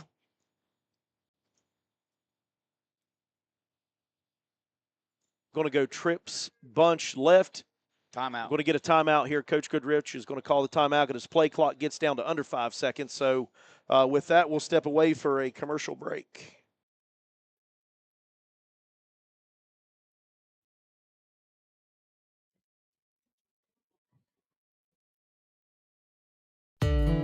Life is unpredictable, but your property and peace of mind shouldn't be. At Calhoun Insurance, we offer comprehensive property and casualty insurance tailored to your specific needs, protecting your home, your car, and your future. From unforeseen accidents to natural disasters, we're here to help you weather any storm. Get your personalized quote today. Visit us at CalhounInsuranceAgency.com or call us at 304-354-7918. That's Calhoun Insurance, your trusted partner for a secure tomorrow.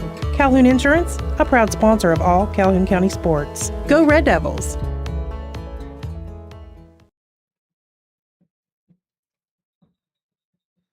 All right, welcome back to Wahama as it's 3rd down and 10, Coach. We are inside the 15 at the 12 in 4-down territory. So we got 2 plays to pick us up. So we're back in the same formation we were. Do we fake the screen and throw it deep? Let's see what we do here. All right, so stack trips with a single receiver. Carpenter drop backs. Has a man open. It's going to be just behind the receiver, Gavin Hicks, as he crosses in front of the free safety there. If that's on target, that's a touchdown. Yeah, just a little bit behind him there on that slant route. But, you got trips to the left. You have him here, so it's almost like a single coverage. And he snuck it right there behind that outside linebacker. We were just inches away there from a touchdown. All right, so that'll bring up 4th and 10. And you don't got to score. You just need to pick up the first down. But considering that your first down marker's on the 2-yard line, let's go ahead and get this here. So, again, Red Devils will break the huddle with trips bunch. Carpenter rolls to his left to pass. Got a man, number 88, Lance Grogg, makes that reception. Can't stay on his feet as he semi-dives for that pass, so that'll be a turnover on downs at the 9-yard line. So some more success. I know we didn't punch that in, but definitely some success in the passing game there. Yeah, I think, there's a chance if he can stay on his feet and he catches out running, I think he gets that first down. That was a nice little drag route across the field in that drive bunch set. So what we got to do here on this possession is limit the big play. So they have guys who can take it the distance. So we have to be assignment and alignment and be where we're supposed to be.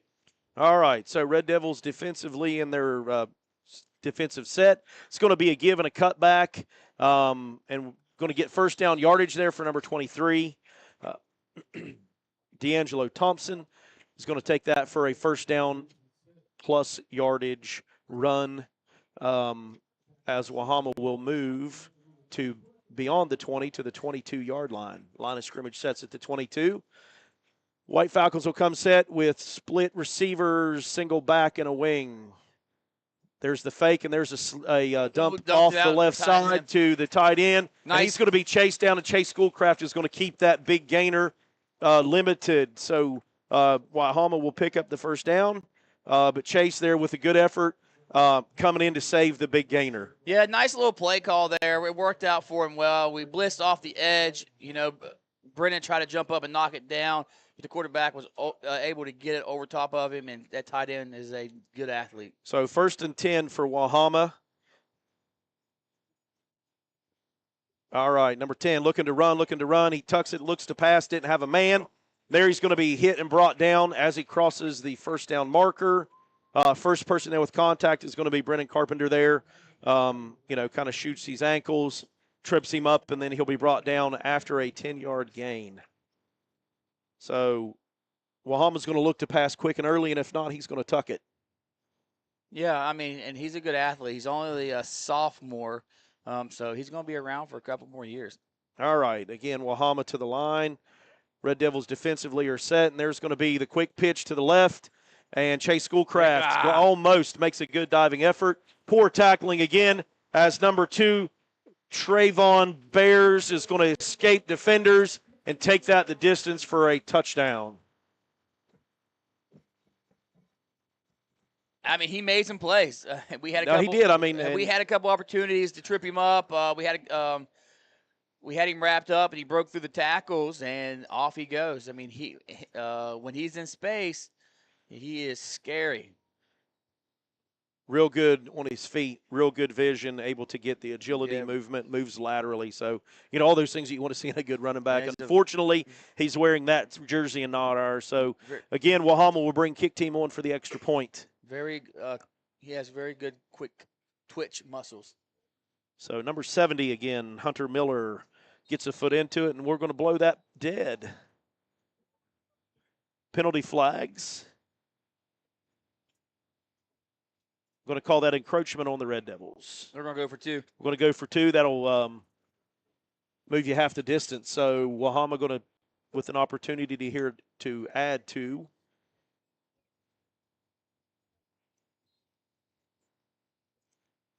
Ball's at the 3-yard line already, so they'll go half the distance of that, and they'll change their mind. They're going to go for 2.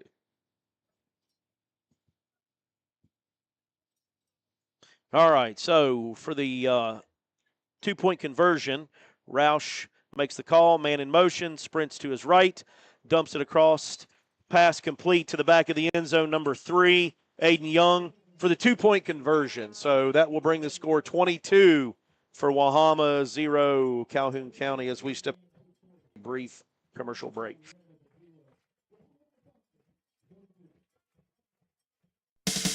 Carpenter's General Store in Spencer has been saving you money and giving you the best selection in Roane County since 1996. We have an amazing selection of domestic, import, and craft beers, ciders, and wines at the absolute lowest prices anywhere. And if we don't have it, we'll get it for you.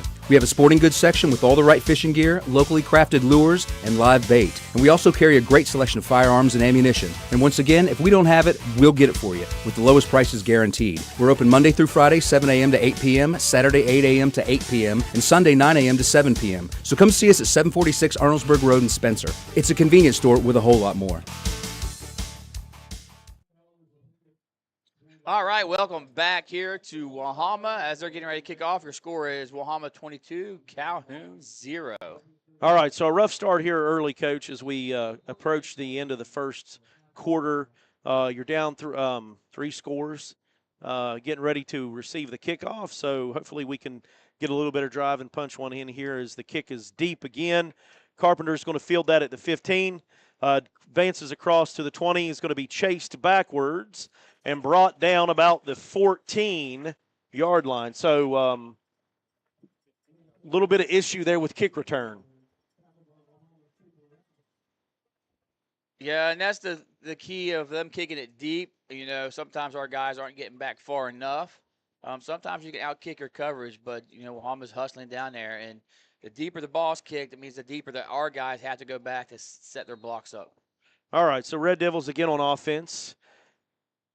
It'll be 1st and 10 from about the 16-yard line.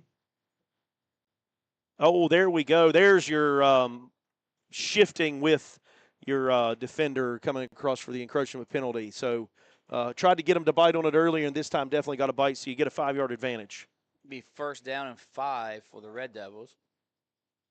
From the 21. So last series we made some plays, was able to move the ball all the way to the 12-yard line before we stalled out, Coach. So let's see if we can get the passing attack. Yeah, had a little bit of momentum, so hopefully we can keep that rolling. So, again, the Carpenter will break the huddles. The Red Devils come set with wings and shift. Wahama will adjust as well. So we've got wings right with split backs. A little bit of counter motion. Carpenter's going to keep it up the middle for about 4 yards. So that'll get you close to a 1st down. So good position for 2nd down. Yeah, it looks like it's going to be 2nd and about 1 or 2. So that penalty really helped us out. 2nd and 2 then from the 25.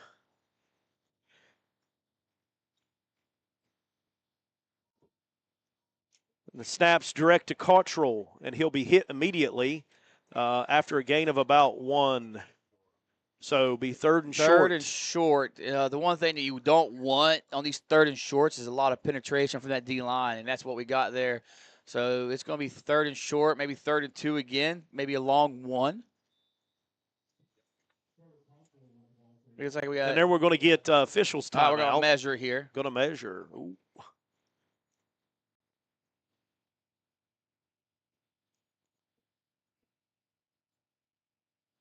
Judging by the spot of the ball resting on the field here, I'm going to say that should be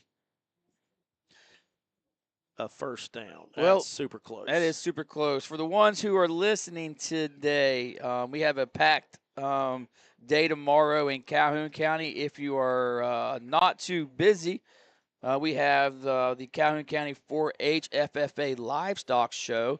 Come out and support those. It starts. The show begins at 8:30. Livestock sell at 4. Then if that's not what you like, come out to the Calhoun County Park and watch the Calhoun Red Devils as they host their cross-country meet starting at 10 o'clock. So plenty of things going on tomorrow for Calhoun County. Come out and support. All right, so after the measurement there, that's going to bring up 3rd and 2 chain links. So big 3rd down play here for the Red Devils.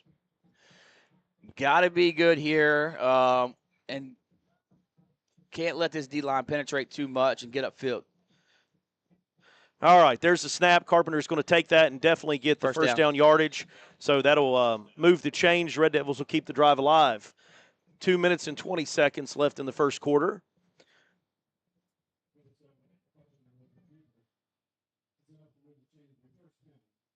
So, and that's what we want. I mean, that keeps the clock moving and keeps their offense off the field. So we're looking at 1st and 10.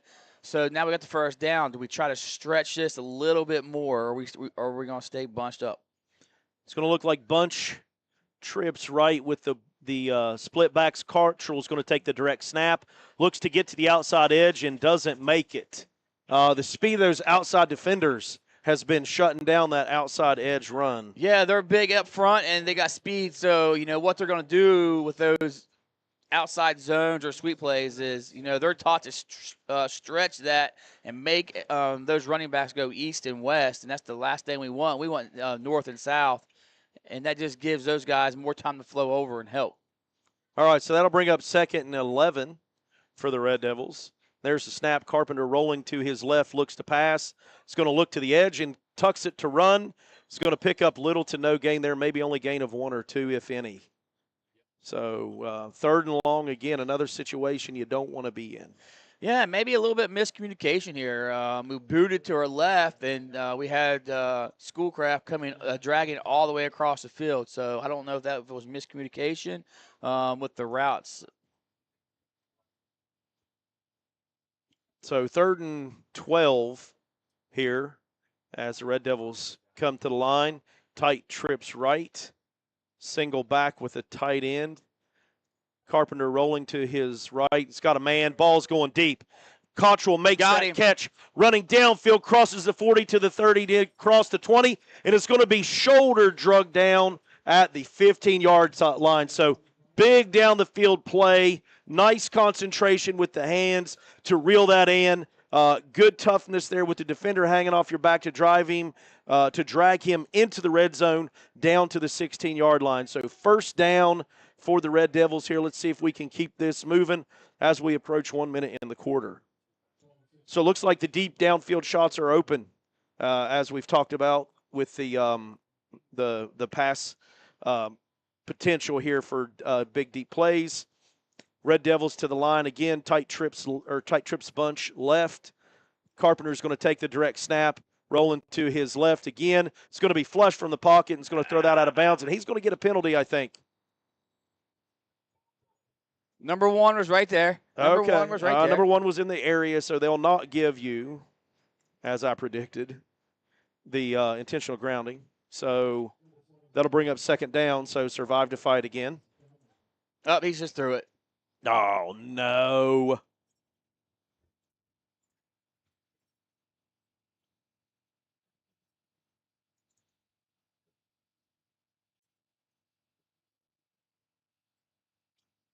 They really like that to be to the line of scrimmage.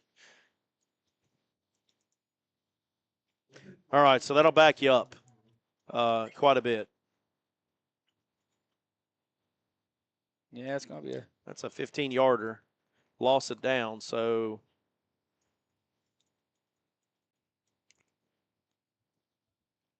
that's going to bring up 3rd and very long. So 3rd and 25. Fakes the counter motion, fakes the sweep, the reverse. It's going to be drugged down again for no gain, maybe a loss of 1. So 4th and forever here. Do you punt it? Do you take a shot? You're under 30 seconds here in the quarter. So let it run, take the free timeout at the end of the quarter. We're just going to let this run out. It's 22-0. 4th and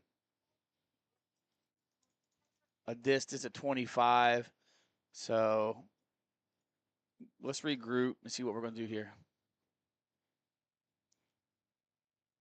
All right, so that'll bring us to the end of the first quarter. Score stands at 22 for the home Wahama White Falcons, Calhoun County 0, and we'll step away for a commercial break. Stop by Spencer Cash Saver to check out our fresh produce, quality meats, and our new grab-and-go deli sliced meats and cheeses. New 2-week ads start every other Thursday with the best prices for your budget. Save money and shop local at Spencer Cash Saver.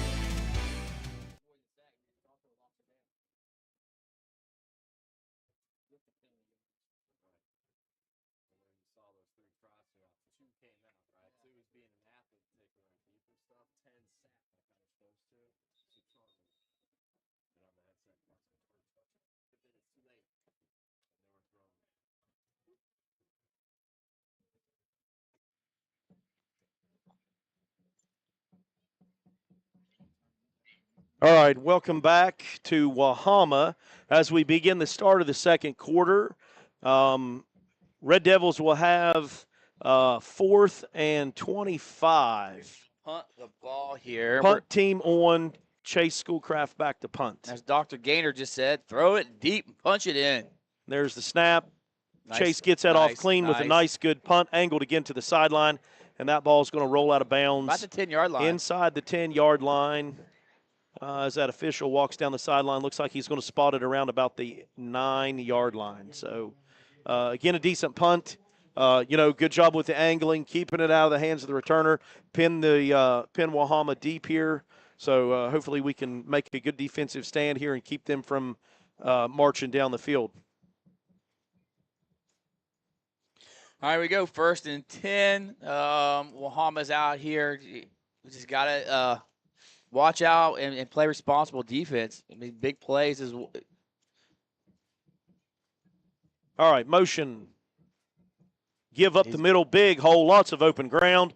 It's going to make a move, turn the defender, breaks free to the open field. It's going to be pushed out of bounds across the 40 down to the 38-yard line. So huge inside run, big holes there, lots of open ground. Not what you're looking for here as we start the second quarter. No, you had him pinned inside the 10, at the 9-yard line, and then he breaks a long run. Again, a lot of speed at all their skill players, and now they're at the 39-yard line with a 1st and 10. All right, so Wahama will have trips left, single back with tight right. There's the snap and the give off the right side, cuts it across. Going to be drugged down by number 22, Ezra Anderson, again from that inside linebacker position, but not just saving. Just beyond the first down marker there. So a gain of about 10, and that'll keep the chains moving for Wahama. Yeah, another chunk play there, about 12-yard run for their running back, and it was about 8 yards before Ezra Anderson got to him. All right, so first down again for Wahama. The snap is going to be again a give. Had a man, had him in the backfield, but number 2 makes a play. Trayvon Bear's going to take that across the left side. Going to take it in for the score.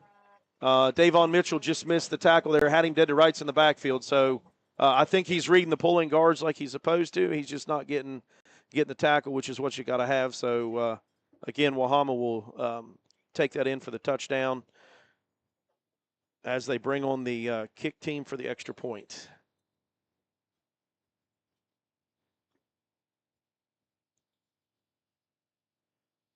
Trayvon is a special athlete for Wahama. So big number 70, Hunter Miller again for the extra point. And the snap, the hold, the kick is low.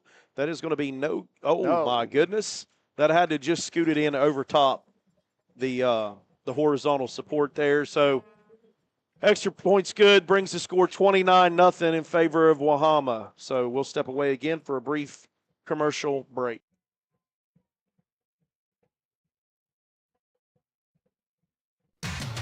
Stop by Spencer Cash Saver to check out our fresh produce, quality meats, and our new grab-and-go deli sliced meats and cheeses. New 2-week ads start every other Thursday with the best prices for your budget. Save money and shop local at Spencer Cash Saver.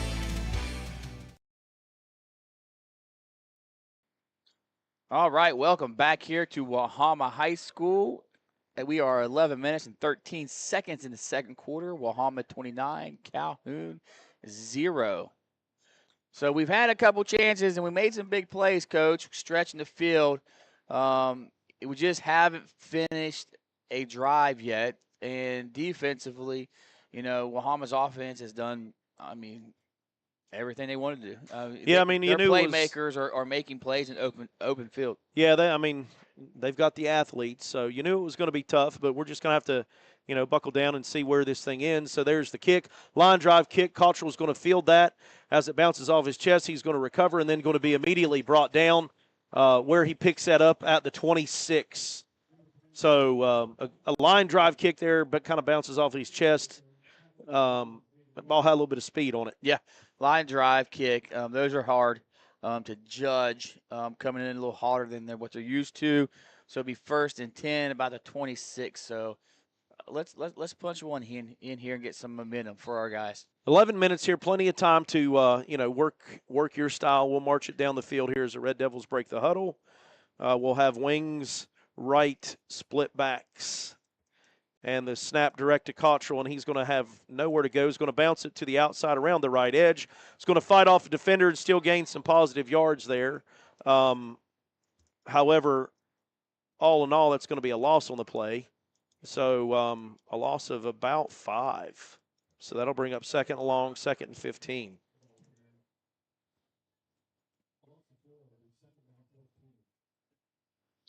Yeah, they're doing a good job of stretching the field on us. They're making our running backs go east and west. And those defensive ends and outside linebackers are doing a good job containing our running backs and not letting them have an alley to run. All right, so the Red Devils with trips bunch left. Carpenter back to pass, looks upfield, is going to tuck it, going to be brought down with an ankle tackle from behind. Loss of 2. Loss of 2 here, so negative yardage plays here are killing us, Coach. So that'll bring up 3rd and long. Yeah, it looked like he had an alleyway to run, and the guy dove, and they just clipped him there at the ankles. So it just makes it hard for us at 3rd and 16. There's, again, like I said earlier, there's just not a lot of plays for that. Yeah, I mean, you're just going to have to air it out here and hope that you can kind of get something else rolling. So we're going to have the stack trips again. Fakes the screen, looks to pass, has got a man, overshoots the defender as well. Lucky we didn't have that turnover, but either way, it's going to bring up a 4th down. So chance to punt it away here. So hopefully Chase gets off a good kick. Yeah, here. so what happens when we went empty there, they went man cover 0, so it's one-on-one across the board, and we try to take a shot here with Gavin and just didn't connect. All right, so punt team's on for the Red Devils. Chase standing at about his 8-yard line, ready for the snap. Good snap, good snap.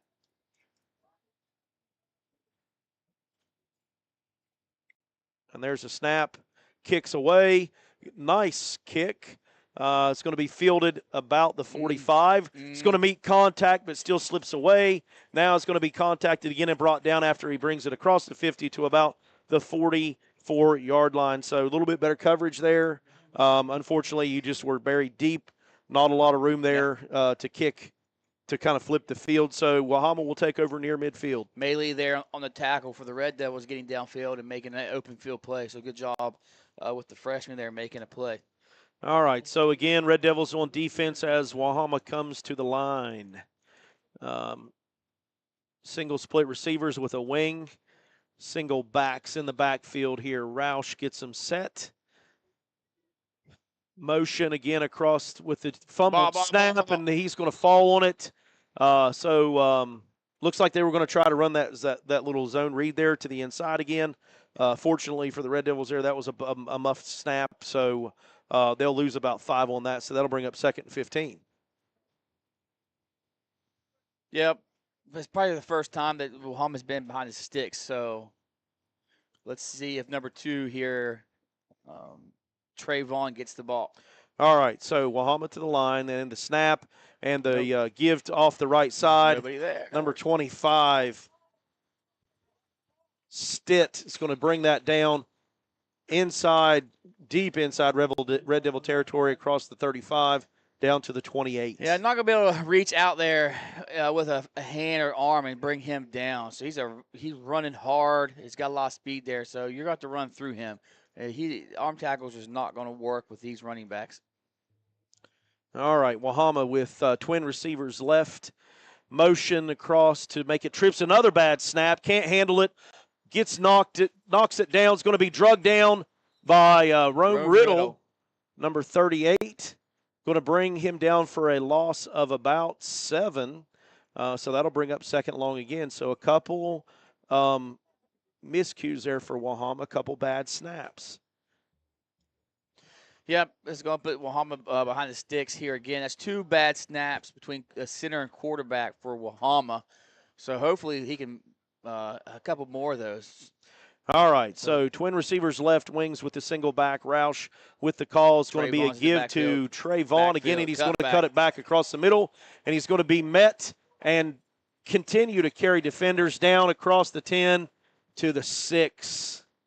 So big gain runs there again. That inside zone is huge holes, lots of real estate, Coach. We got to find a cure for that. Yeah, he had a chance for a cutback there. And if he hit that cutback, he might have been to the house, but he just put his nose down and run. I mean, Trayvon ran really hard today, as along with Stitt.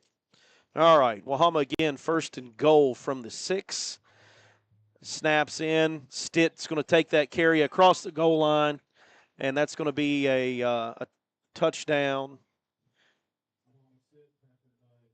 The referee's going to be forced out of bounds there on the defensive play, but nevertheless, they're going to call that a good touchdown as Roush carries it across the goal line. So brings the score to 35 for Wahama. Calhoun County 0 with 8 minutes left in the first half. As the kick team comes on for the extra point, again, number 70, big Hunter Miller looks to add the extra point.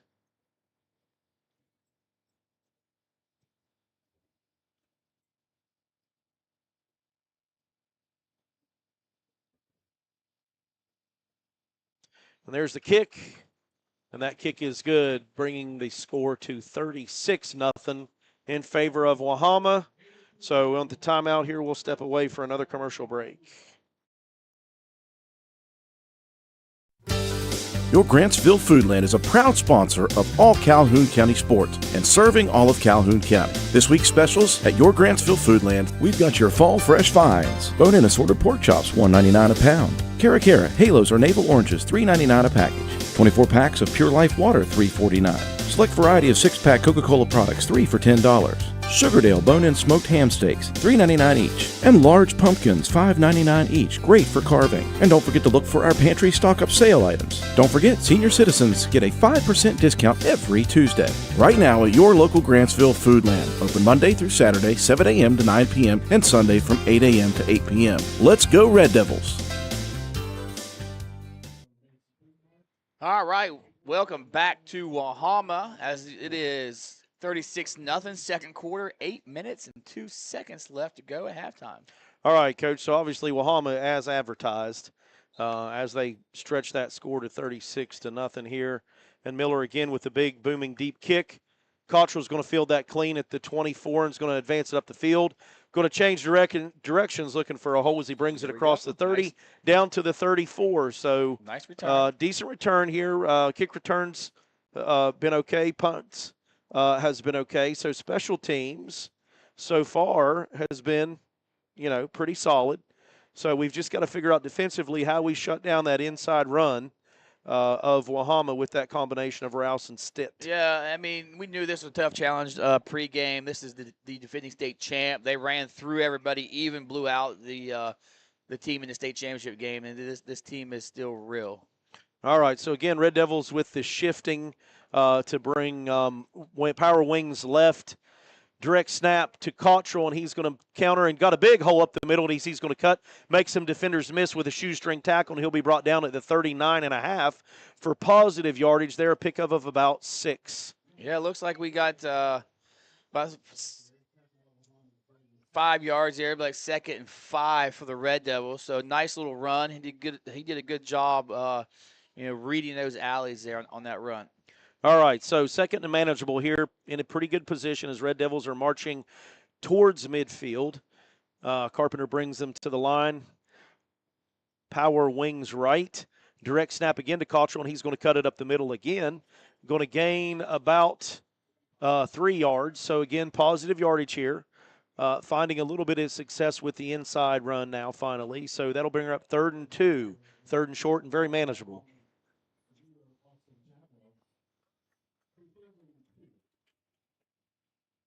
Carpenter gets the call as the Red Devils break the huddle. Want to have tight twins left. Backs. Carpenter is going to look to pass. Rolling to his left. He's got a man. Sends it loose and overshoots him. Chase there looking to the out. Headed to the sideline there. So 4th down. So yeah, 4th and 2. Decision time here. You're down 5 scores, Coach. Do you go for it? I think they go for it. I don't know. Nope. Looks like. All right, so we're going to get punt team on. It looks like we had two guys very close together in that route. We had Rome and Chase pretty close in that drag routes. And again, Carpenter pressured, kind of scrambling as he's looking, got some of those bigger linemen in his face there. So punt team's on. Chase gets the snap, bobbles that, and he's going to have to pick that up, and he's going to be brought down. That was going to be a fake. Yeah, that was going to be a fake. So the muff punt there is going to give the turnover to Wahama at the 40-yard line. So that's a change of possession there for the Calhouns to be 1st and 10. Wahama right at the 40-yard line. So again, a short field here for the White Falcons. I would say Stitz gets the ball here. Stitz getting that motion. No, Roush in motion. Flood route. Looking to pass. It's got a man sitting in the curl. It's going to make that a completed pass for a 9-yard pickup. Number 6. Maley there on the tackle. He's second about 2, maybe 3. 2. So 2nd and 2.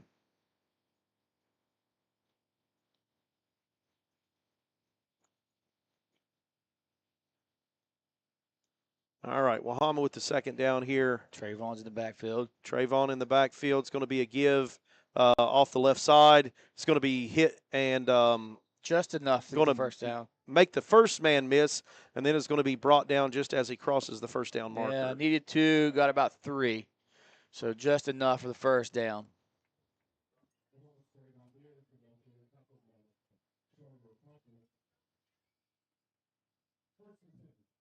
All right, so first down for Wahama from the 34. Oh, that was a bobble. That may have been a false start, but nobody calls it. Roush to pass. It's got a man. It's going to be Trayvon again. He's going to make that in the open field, and he's going to be trying to strip that ball. It's going to be close. He's going to be down at the 4. So big gainer on that pass there. And I think that's just a mismatch. He's just bigger and taller. Yeah, nice. Roush has got plenty of views. He's got throwing lanes, so they hook up with that. Yeah, nice little crossing route there. He just set in the hole there in that zone. And, like you said, he is a big target for the White Falcons, coming in at 6'2", at 185. All right, so that'll bring up 1st and goal here for the White Falcons at the 4-yard line. As Stitt's going to take that off the right side, untouched in the end zone. So that'll add another score for Wahama to bring you score 42-0 in favor of the White Falcons.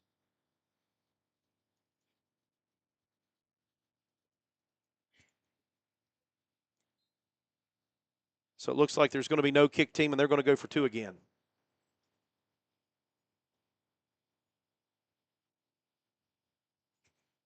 All right, offense on the field for Wahama for the 2-point conversion.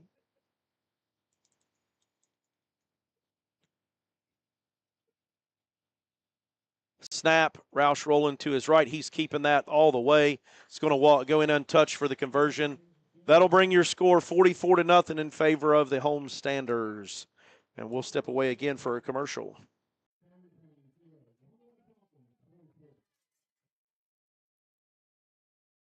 Geno's is spicing things up with 2 new specialty pizzas featuring our new hot honey sauce. Our hot honey pizza is topped with red pepper flakes, sliced Italian sausage, jalapenos, and onions. The sweet heat pizza features slices of Italian sausage, green peppers, and onions. Both are drizzled with our signature hot honey sauce. Hot honey, it brings the heat.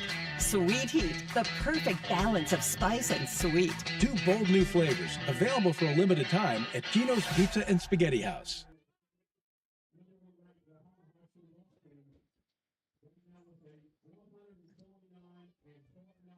All right, welcome back here to Wahama as the score is 44 Wahama, Calhoun 0 with 4:47 left in the second quarter.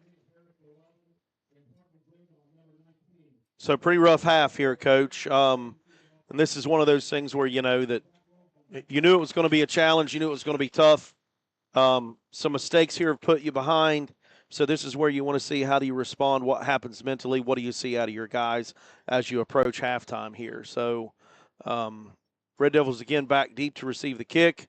Carpenter and Cottrell back deep around that right hash as Miller prepares to kick.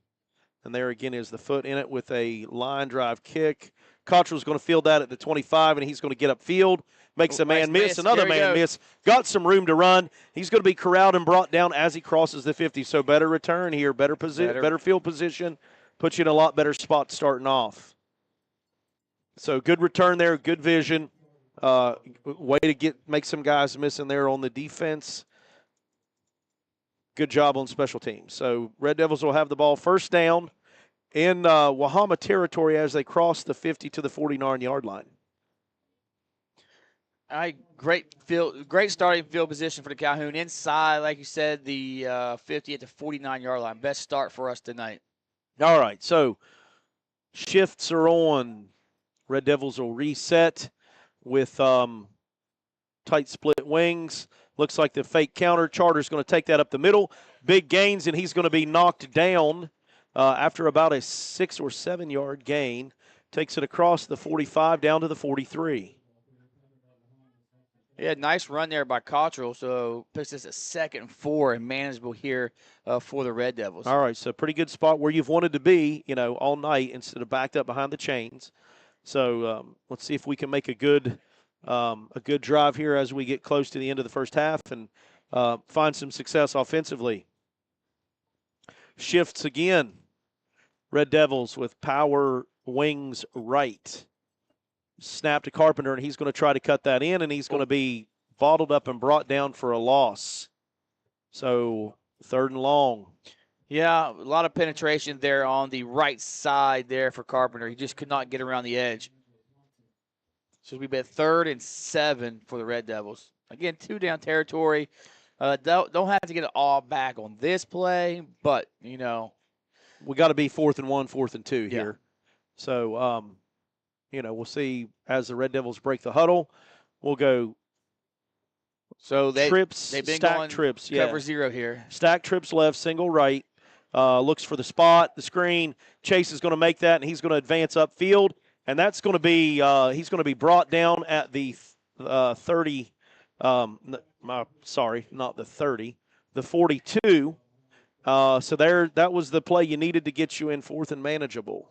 Yeah, look about 4th and 3 for the Red Devils. Ball resting just beyond the 42-yard line. So we need to get it to the 39, maybe 38 and a half, it looks like. All right, so big 4th down play here. Let's see what happens and if we can pull this out. So trips right. Carpenter's going to roll to his right. He's got a man in the flat. Cottrell's going to Charter's going to take that reception. I can't talk here, Coach. I'm trying to say too many things at once. And he's going to advance for first down yardage inside the 30 down to about the 24 or 23-yard line. So good pickup on that 4th down conversion as we keep the drive alive and move the chains closer to the goal line. Yeah, nice throw and catch. And then once Cottrell got the ball, nice run there, getting the ball upfield. Give a shout-out to our cheerleaders tonight as they made the travel up to Wahama as they're keeping our crowd entertained. All right, Carpenter gets them to the line again with some more shifts. Wahama adjusts. They're adjusting. They're not biting on that anymore. So there's the snap, fake the reverse. Cottrell's going to take it as he bounces it off the left side, and he's going to be chased down across the 25 down to about the 24 for looks like maybe a gain of 1. So 2nd and 9 coming up with under 2 minutes in the half. So I think you're going to have to go back to the short pass games here, Coach, to try to move this ball down the field. They've pretty much bottled up anything to the edges. In the inside direct snap, this is the only thing we've been able to see forward movement on the inside run game with the direct snap to Cottrell. So I think you'd see some short, quick passes here to try to march this down the field. 2nd and 9. Carpenter looking to roll. He's going to be flushed and chased. Running to his right. Sends it downfield. That ball's going to sail out of bounds. So much better there. Decision-making, better awareness. Throwing that beyond the line, out of bounds to avoid the intentional grounding penalty. So that'll bring up 3rd and 9.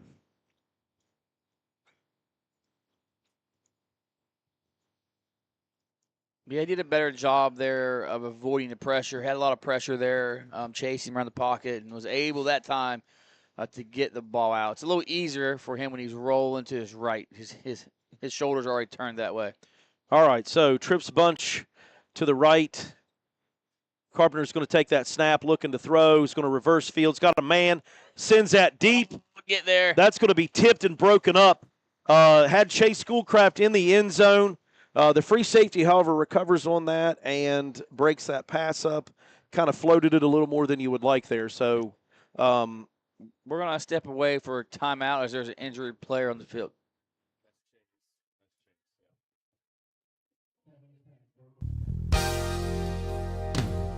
Napa Auto Parts and Service Center at 101 Market Street in Grantsville, West Virginia. 304-354-6120 is here to serve all your automotive needs. Open Monday through Friday, 8 a.m. until 5 p.m., Saturday, 8 a.m. until noon, and closed Sunday. Check out our monthly sales flyer. Did you bust a hydraulic hose? Stop by your Grantsville Napa store and let us make you a new one. We also have 5-gallon buckets of hydraulic fluid and 1/4-inch to 1-inch hose fittings. Looking for odd-size nuts or bolts? Check out our full line of fasteners. That's at your Grantsville Napa store and service center. Or call us at 304-354-6120 today. Go Red Devils! Hi folks, here at Hardman's, we are a full-service building material and hardware store. We have it all, from nuts and bolts to plumbing, electrical, best look paint, lumber, drywall, furniture, appliances, flooring, and kitchen and bath. Our best look paint is a sure win to brighten up your interior walls or spruce up your exterior. We don't just sell the products, but we deliver and install many of them as well. All of our installers are trained and certified. On top of all that, we know a little something about customer service. We'll greet you with a smile and have the knowledge to help you get the job done right. Stop in and let's tackle your next project together. Hardman's, our family serving yours since 1907. K&B Supply at 303 Juliana Street in downtown Elizabeth has American-made steel roofing panels. Ask about the collars available. We carry a full line of electric and plumbing needs, from wire to junction boxes, switches and receptacle covers, and breaker boxes. PVC of all sizes to iron gas line pipe and all the fittings. We've got you covered. Call us today at 304-275-1141 or stop by at 303 Juliana Street in Elizabeth, West Virginia.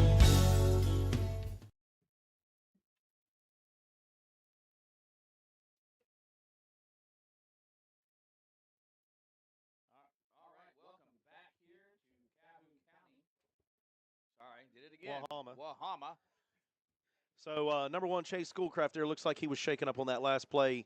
As you know, the Red Devils take a shot to the end zone there, so he'll have to come out one. So we'll have some replacements and substitutions in. Carpenter's going to take the pass, looking to throw, and he's going to be hit and dropped. Didn't see the backside rusher there, and he's going to be dropped there for the loss. And yeah, they were waiting for that little reverse. Yeah, they were looking for it. So you know, that's going to give them a turnover on downs. So Wahama will take over 1st and 10 from the 27 with 1:13 left in the first half. And they're going empty, so they're going to try to score here in this 1:13. All right, Red Devils making some adjustments. Roush looking to run. He's going to keep it. He's got a big hole in lineman downfield for the block. Nobody there. He's going to take it down the sideline, and he's going to be almost drug out of bounds, and he's going to take it the distance from the line of scrimmage for the score. Breaks to the outside. Big hole. Lineman getting downfield, sealing the edge, and he's just going to take it right down the sideline. Kid's kind of fast. Yeah, he got some speed. You know, we had some guys here fighting blocks. You know, they were just locked in. I don't know if we were fighting off blocks hard enough. that was a design quarterback run, so they pulled a guard on that play and got downfield. All right, so that'll bring on the kick team for the extra point for Wahama. Big Hunter Miller again, number 70 for the kick.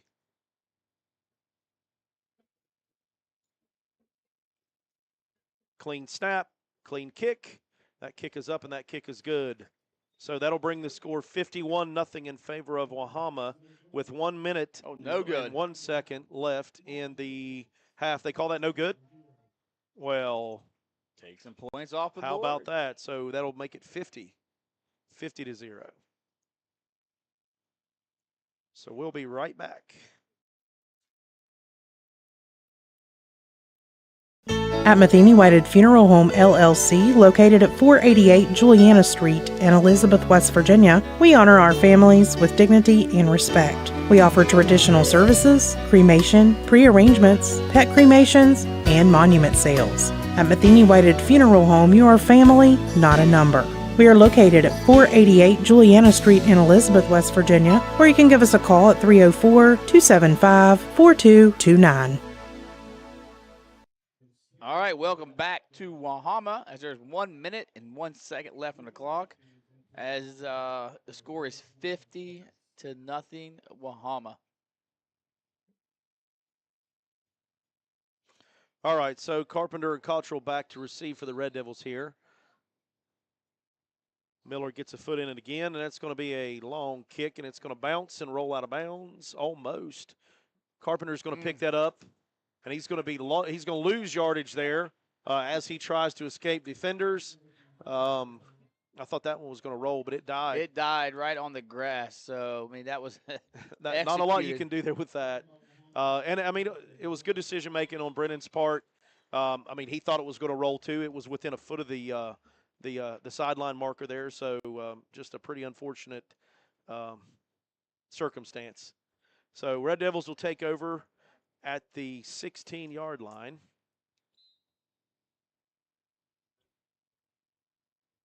Carpenter gets the call. 42 seconds left in the half as the offense gets to the line.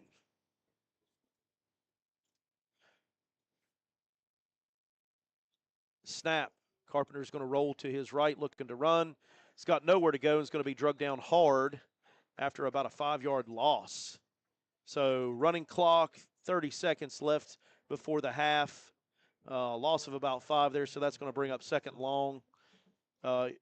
Play clock is in your advantage here. You let it go out and take it to the half. I would say so.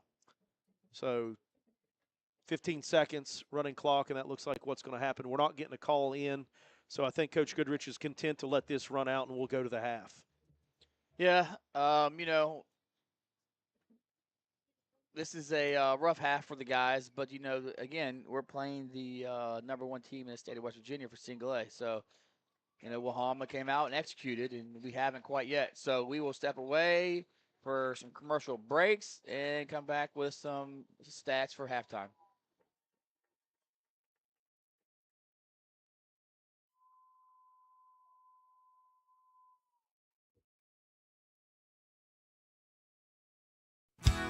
McIntosh Hardware Furniture and Appliances has been servicing Spencer and the surrounding area for over 50 years. McIntosh carries the finest selection of products to bring you the best value for your purchases. We are a full-line furniture, appliance, bedding, and hardware retailer. We proudly supply Amana, Frigidaire, Vaughan, Brown, Lazy Boy, Whirlpool, Brown, and Maytag products. Shop local and support local businesses who support local athletes. We offer what the big stores won't: sales, service, delivery, installation, and removal. Call 304-927-2700. Visit us on the web at macintosh.goretailer.com. Check out our Facebook page at McIntosh Hardware Furniture. Hey guys, got dirty clothes? Come to Miller Suds and Sales and wash your clothes in style at our brand new laundromat with state-of-the-art machines located around the corner from Miller Steals and Deals. Shop while you wash, 7 days a week, 8 to 8.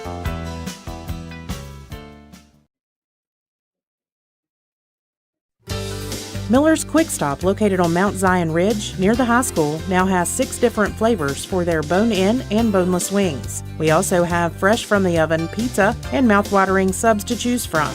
We also have made-to-order salads and all kinds of drinks to choose from, including ice-cold adult beverages. Stop by and check out our full menu or call your order in today at 304-354-5945. Miller's Quick Stop on Mount Zion Ridge. Go Red Devils!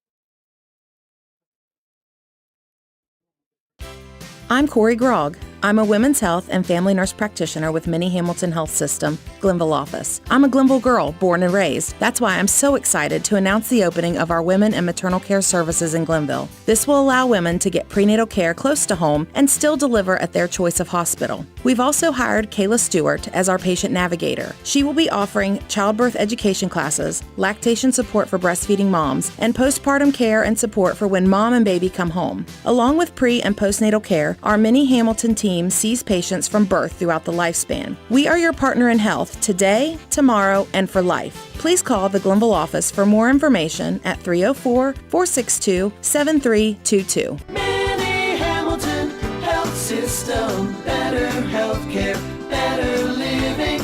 Minnie Hamilton Health System, your partner in health.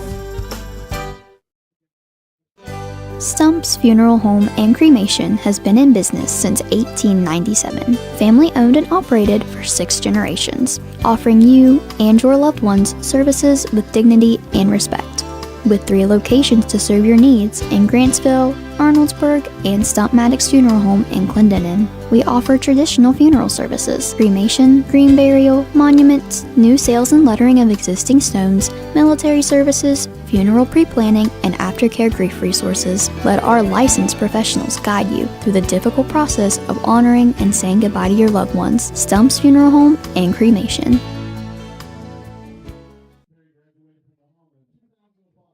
It's the saucy summer of barbecue at Tudor's. Tender pulled pork, smothered in 3 delicious new sauces. Sweet teriyaki, savory and thick. Carolina Gold, tangy and bold. Honey sriracha, hot and spicy. Topped with our creamy coleslaw. Sweet teriyaki, Carolina Gold, honey sriracha. Tudor's Biscuit World's pulled pork barbecue is bursting with flavor. Awesome sauce.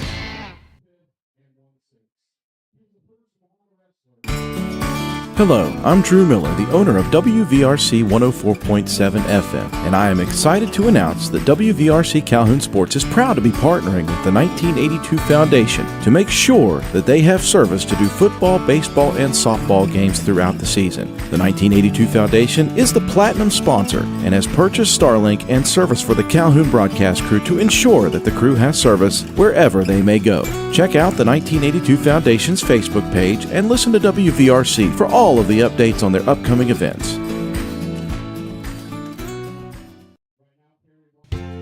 Hi, I'm Ben Ashley from Ashley Insurance. Let's talk life insurance. It's not just about numbers, it's about peace of mind. Picture this. Would your family be able to continue on financially if you weren't there? Life insurance can be the answer, and our team is ready to help you. We've got affordable coverage and expert guidance because your peace of mind is our priority. So don't wait for the unexpected. Call Ashley Insurance at 304-927-2175 or visit ashleyinsurers.com.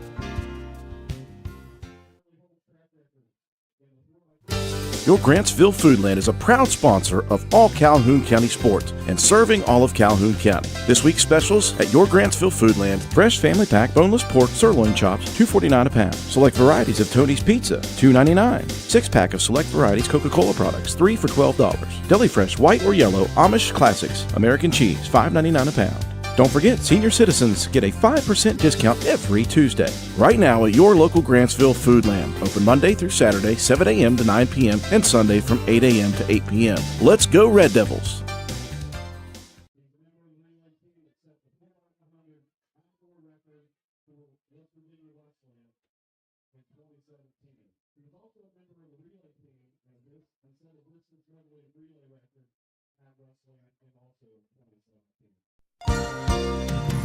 This message concerning vaping and oral health comes to you courtesy of Brandon Dental in Spencer, West Virginia.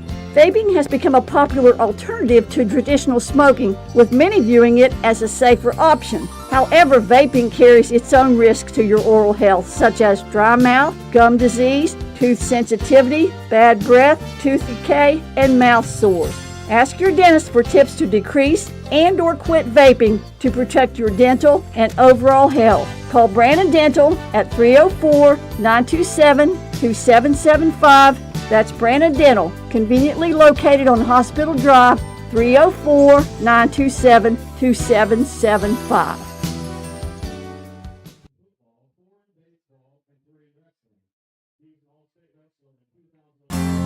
Fall sports are back, and so is that hometown pride we all love. At Calhoun Banks, we're proud to support our local community's athletics and even more proud to support all of you. Whether you are applying for a loan, opening a checking or savings account, or taking advantage of one of our many services, we're here to make things easier. Join a team that's been trusted for generations, 125 years strong and still your go-to local bank. To apply online or contact us, go to calhounbanks.com or visit us in Grantsville, Arnoldesburg, Glenville, and Elizabeth. Good luck and have a great season. All right, ladies and gentlemen, welcome back here to Wahama High School as it is halftime as our score is 50 Wahama, Calhoun 0. So real quick, some stats. Rushing right now, Charter Cottrell, 9 carries for 13 yards. Brennan passing is 6 attempts for 6 completions, he's 6 for 14 with 1 INT for 143 yards. Receiving, Cottrell is 2 catches for 77 yards. Gavin, 1 catch for 46. Schoolcraft, 3 catches for 20 yards. Lance Grog, 1 catch for 3 yards. So, Coach, so for the ones that are listening out there who are not used to high school rules, you are going to see the second half clock run. It's not going to stop. So we are over that number where they have said the game is out of reach. So they will run the clock continuous the second half. So even when they're out of bounds, or the clock will still run. So the clock will be moving the entire second half, and it doesn't matter at this point if we score 50 points, the clock will still be moving. So just aware for the ones who are watching at home, don't be screaming at the referees for not stopping the clock. So the clock will continue to run. All right, Coach. So not a very good half. So Wahama offensively did what they wanted to at will. Whether it was throwing the ball or running the ball. I don't have the stats from Wahama in front of me, but I'd be surprised that Trayvon Bowers has a lot of yards. Yeah, I mean he's he's had the open field pretty much all night. That front 5 for Wahama is as advertised. You see why they're the number 1 team in the state, and very likely that they're going to make it back. Lots of holes, lots of running room, lots of open real estate. Unfortunately, and as you went through those stats there, that kind of tells you the story of the night that we've had offensively. Wahama's just shut down everything we've had, except for some success in the passing game there. So yeah, and even with that, it's hot and cold right now with our offense. We'll have 2 or 3 good plays, and we'll take 2 steps forward and 4 steps backwards offensively. Whether it's too much penetration and we can't get the ball off, or we can't get a good throw off, or it's a run play and they're stretching the field too far, and we're going east and west, and they're doing a good job shedding off our blockers. Wahama's playing sound football.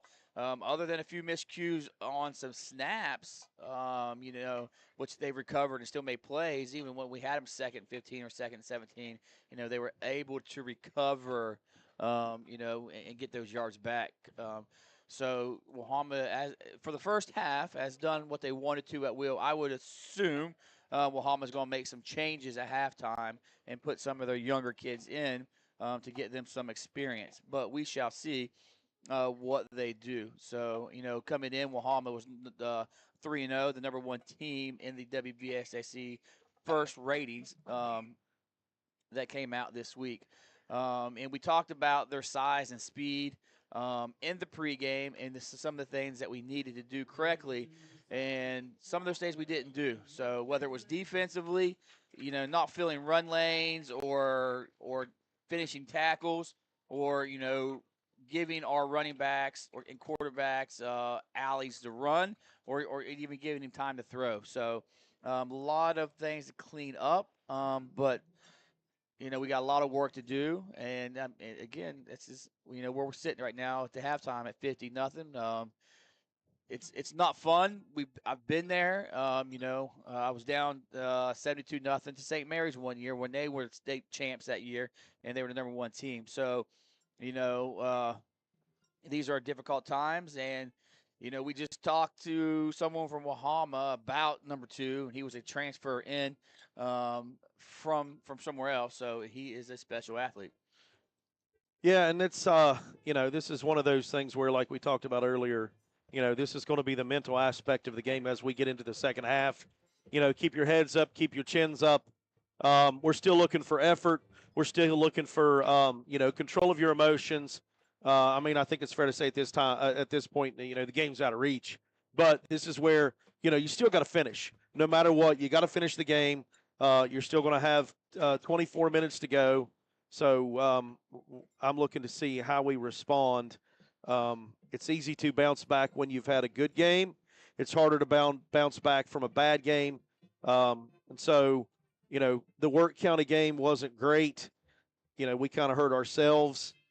This one's obviously going to be something that, the coaching staff's going to look at, team's going to look at. So how do they come back? How do you finish the second half? What does film look like Monday? What does practice look like next week? Because no matter what, you got 6 more to go. And, there's still a lot of football to play, still some very winnable games out there. So, this is one of those learning and growing pains kind of things. Yeah. Where you're up against some pretty tough, arguably the best single A team in the state. So, you got to learn from it no matter what. Yeah. And I hate to do it, but go ahead looking ahead, playing Tulsa next week at Tulsa. Tulsa right now is currently sitting at the same record, 1-2 losses to Wayne, Sissonsville. They did beat Mount View. But if you look at the scoreboard right now, they are down to Buffalo 19-0 at halftime. So Tulsa could be in the same situation as we are, both teams 1-3 going into week 5. And that's going to be one of those games where, I know that I've heard these guys talk throughout the last few weeks that they've had this one circled, not because it's a gimme game, but because they feel confident about being competitive and competitive enough to get the win. So, that's what I say when I say we'll see how they respond here. And do you take this, this lick on the chin through next week's practice? What do you see in practice? How do you come up prepared next Friday night? Do you keep the hangovers and the what ifs and all of the negative emotion from tonight? Or do you shake that off and turn that into another positive win to try to start to build yourself to where you can maybe be a 500 team here as we get down the stretch? Yeah, absolutely. There's a potential for some wins here throughout the season, especially moving into next week. We knew pregame as we talked this was going to be a challenge, and it was a challenge. Wahama has done everything they wanted to do at will, offensively and defensively. They're flying everywhere, offensively and defensively. Their defense is flying over place, making plays, whether it's too much penetration on the O-line or their linebackers are flowing and, they're making us run east and west and really taking away our running lanes. All right, before we get back into this game, let's go over some scores around the state. Right now, number 2, Cameron, is up 46-15 over River, Ohio. St. Mary's is up it's a final that was played last night. St. Mary's 49, Webster 18. Work County is up 41-6 over Gilmer County at halftime. Montcalm is up 26, they won 26-12 over East Montgomery, Virginia. Tug Valley is up on Wyoming East 19-0. Pocahontas 8, Greenbrier West 8. Bath County, Virginia 27, Tigers Valley 8. And we mentioned that the game for next week for us, and we play Buffalo too down the road. And that score is 19-0 at halftime. Clay County 12, Sissonville 6. Braxton 9, Ritchie nothing. Williamstown 13 at 0-2, beating right now Roane County 13-0. And that game is played in Spencer. South Harrison 28, Polka 14, Dodgers 26, Ravenswood nothing. Petersburg 6, Tyler Consolidated 7. So those are some local area schools and what they're doing this evening or last night. So we will step away for some commercial breaks as our team comes back out here from halftime.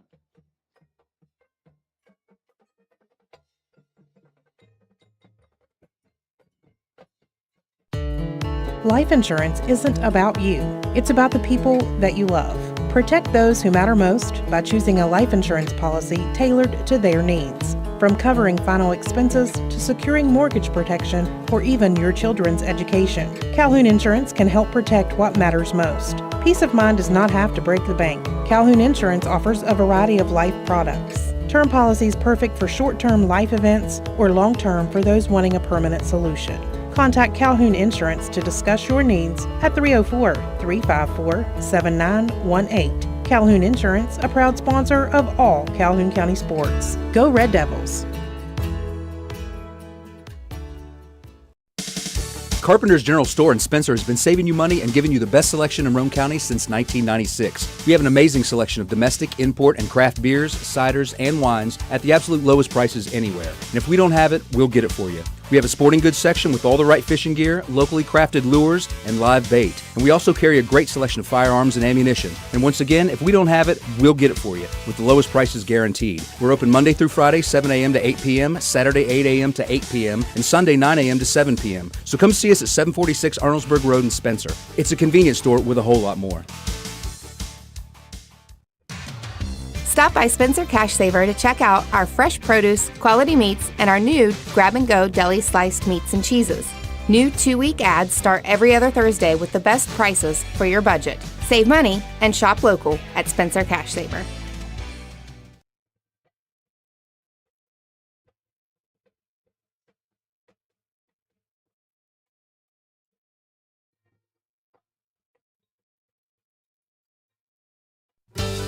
Your Grantsville Foodland is a proud sponsor of all Calhoun County sports and serving all of Calhoun County. This week's specials at your Grantsville Foodland, we've got your fall fresh finds. Bone-in assorted pork chops, $1.99 a pound. Cara, Halos or Navel Oranges, $3.99 a package. 24 packs of Pure Life Water, $3.49. Select variety of 6-pack Coca-Cola products, 3 for $10. Sugardale bone-in smoked ham steaks, $3.99 each. And large pumpkins, $5.99 each. Great for carving. And don't forget to look for our pantry stock-up sale items. Don't forget, senior citizens get a 5% discount every Tuesday. Right now at your local Grantsville Foodland. Open Monday through Saturday, 7 a.m. to 9 p.m. and Sunday from 8 a.m. to 8 p.m. Let's go Red Devils! Geno's is spicing things up with 2 new specialty pizzas featuring our new hot honey sauce. Our hot honey pizza is topped with red pepper flakes, sliced Italian sausage, jalapenos, and onions. The sweet heat pizza features slices of Italian sausage, green peppers, and onions. Both are drizzled with our signature hot honey sauce. Hot honey, it brings the heat. Sweet heat, the perfect balance of spice and sweet. 2 bold new flavors, available for a limited time at Geno's Pizza and Spaghetti House.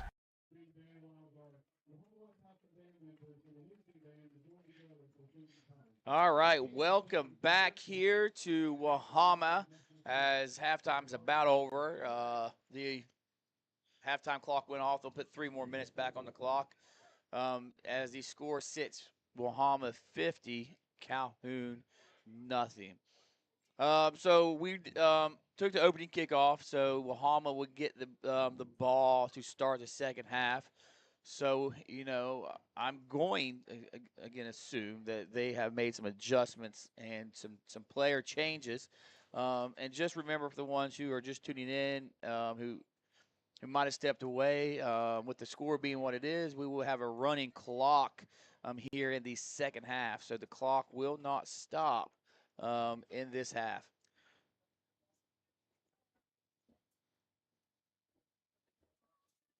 All right, so captains will prepare to come out again to open the second half here, and as you said, Wahama will receive. So defensively, we'll look to see if any changes, any adjustments there. Mostly, it's going to come down to can you stop him and tackle him when you get to him. So try to contain Bayer and Stitt. Yeah, I'd be surprised if we're still in the game. So. Yeah, I mean that's one of those. You for all intents and purposes, Wahama looks like they're going to make it to the playoffs and advance deep into the rounds. So this is one of those things where, as a coach, you don't want to risk any crazy, oddball injury type things. So I wouldn't look for starters to stay in very much longer here. Get some of the younger guys some reps. And likewise, I would expect to see the same thing out of Coach Goodrich there with his reserves there on the sidelines, try to get those guys some snaps, because when it comes down to it, even though tonight's one of the rough ones that you have to deal with, you're still looking to build. So it's going to come down to live game snaps, especially against quality opponents, to try to get, those younger guys some quality reps here. So yeah, and I just saw the head officials tell the guy running the scoreboard to put 8 minutes on the clock. So again, something that both coaches can agree on, not only with the running clock but a shorter quarter. So instead of seeing 12-minute quarters, it looks like we will see a 8-minute quarter.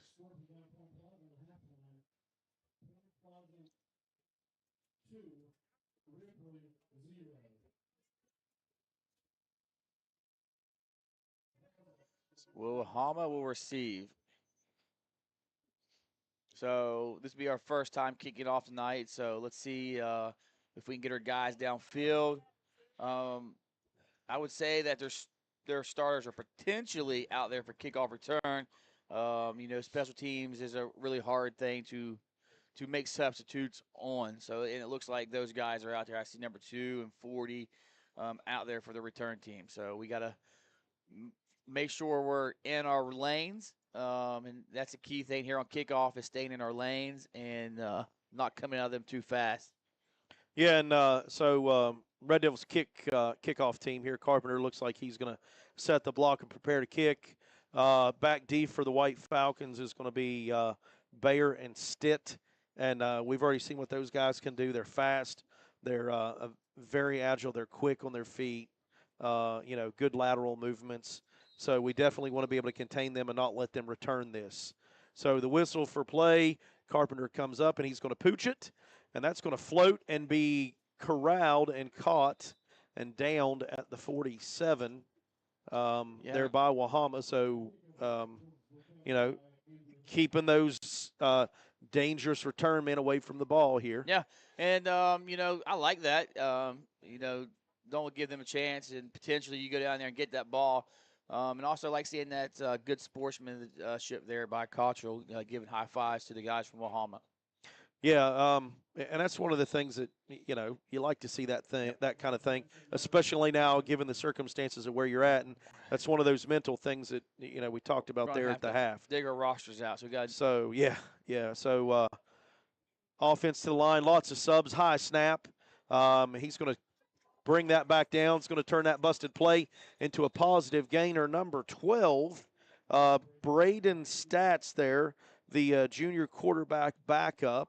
Little bit of issue with the snap. Yep. Obviously some second-team guys in there, but he turns a potential loss into a gain there. Maybe so first down yardage.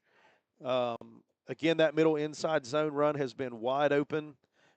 Looks like that offensive line is still getting good seal. So Twins, motion, and the sweep. Number 9, shifty and fast. Looks like Laporte there's going to take it off over the left side for positive first down yardage again. Yeah, I had a couple guys there made contact, and he bounced off of him. So he got some yak yards there, yards after contact, and was able to get that first down. All right, so Wahama still continuing to drive. First down from the 30. Snaps back and the give to the inside zone there. Big yards, lots of running room. Takes it down inside the red zone down to about the 10. Yeah. Into beyond the 10. Looks like Anderson, Cottrell, and Richards there for the tackle, and but it's about 15 yards before they touched him. Number, what is that, 20, 21?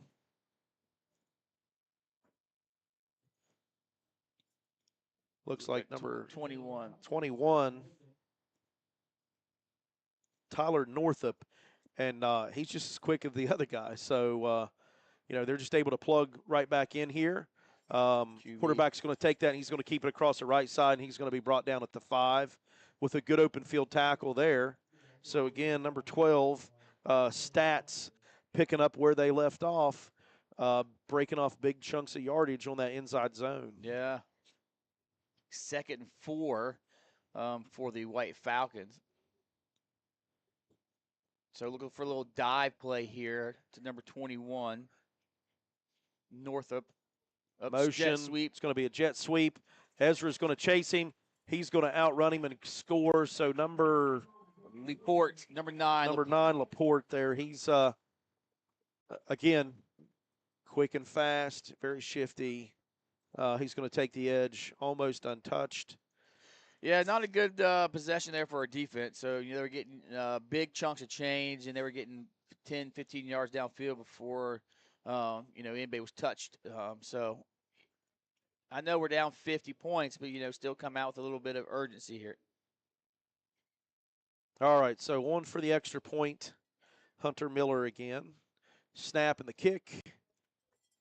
And that kick is good to bring your score 57-0 in favor of the White Falcons. So we'll step away for just a minute.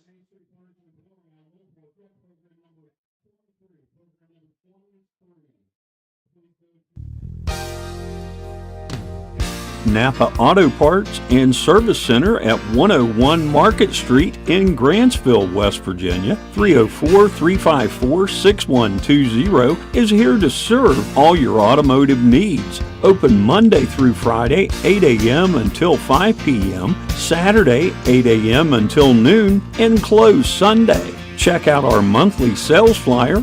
Did you bust a hydraulic hose? Stop by your Grantsville Napa store and let us make you a new one. We also have 5-gallon buckets of hydraulic fluid and 1/4-inch to 1-inch hose fittings. Looking for odd-size nuts or bolts? Check out our full line of fasteners. That's at your Grantsville Napa store and service center. Or call us at 304-354-6120 today. Go Red Devils! All right, welcome back here to Wahama as our score is 57-0, 5 minutes and counting. As we mentioned earlier, it is a running clock, and we started this quarter 8 minutes instead of 12 minutes. All right, kicks away, and that's going to be a squib kick. Carpenter's going to pick that up at the 27, and he's going to be immediately brought down. Ball's going to pop out, but they're going to say he was down. So progress to the 27 or 28 there. Not real good kick return. Lot of Wahama defenders making it through the blocking levels there, getting to the ball carrier quicker than we'd like. So Yeah, first down. Those guys got to get downfield. So that's the thing about kickoff return is just that front line and middle line have to get back and set that block up. All right, so first down at the 28. Red Devils will break the huddle as Carpenter brings everyone to the line and gets set.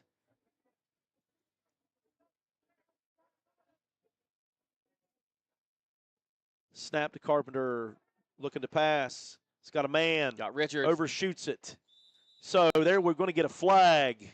Going to be some sort of personal foul, unnecessary defensive player there. Defenseless receiver. So he went low on him and didn't give him a chance to catch himself there. So they're always going to try to protect the receivers.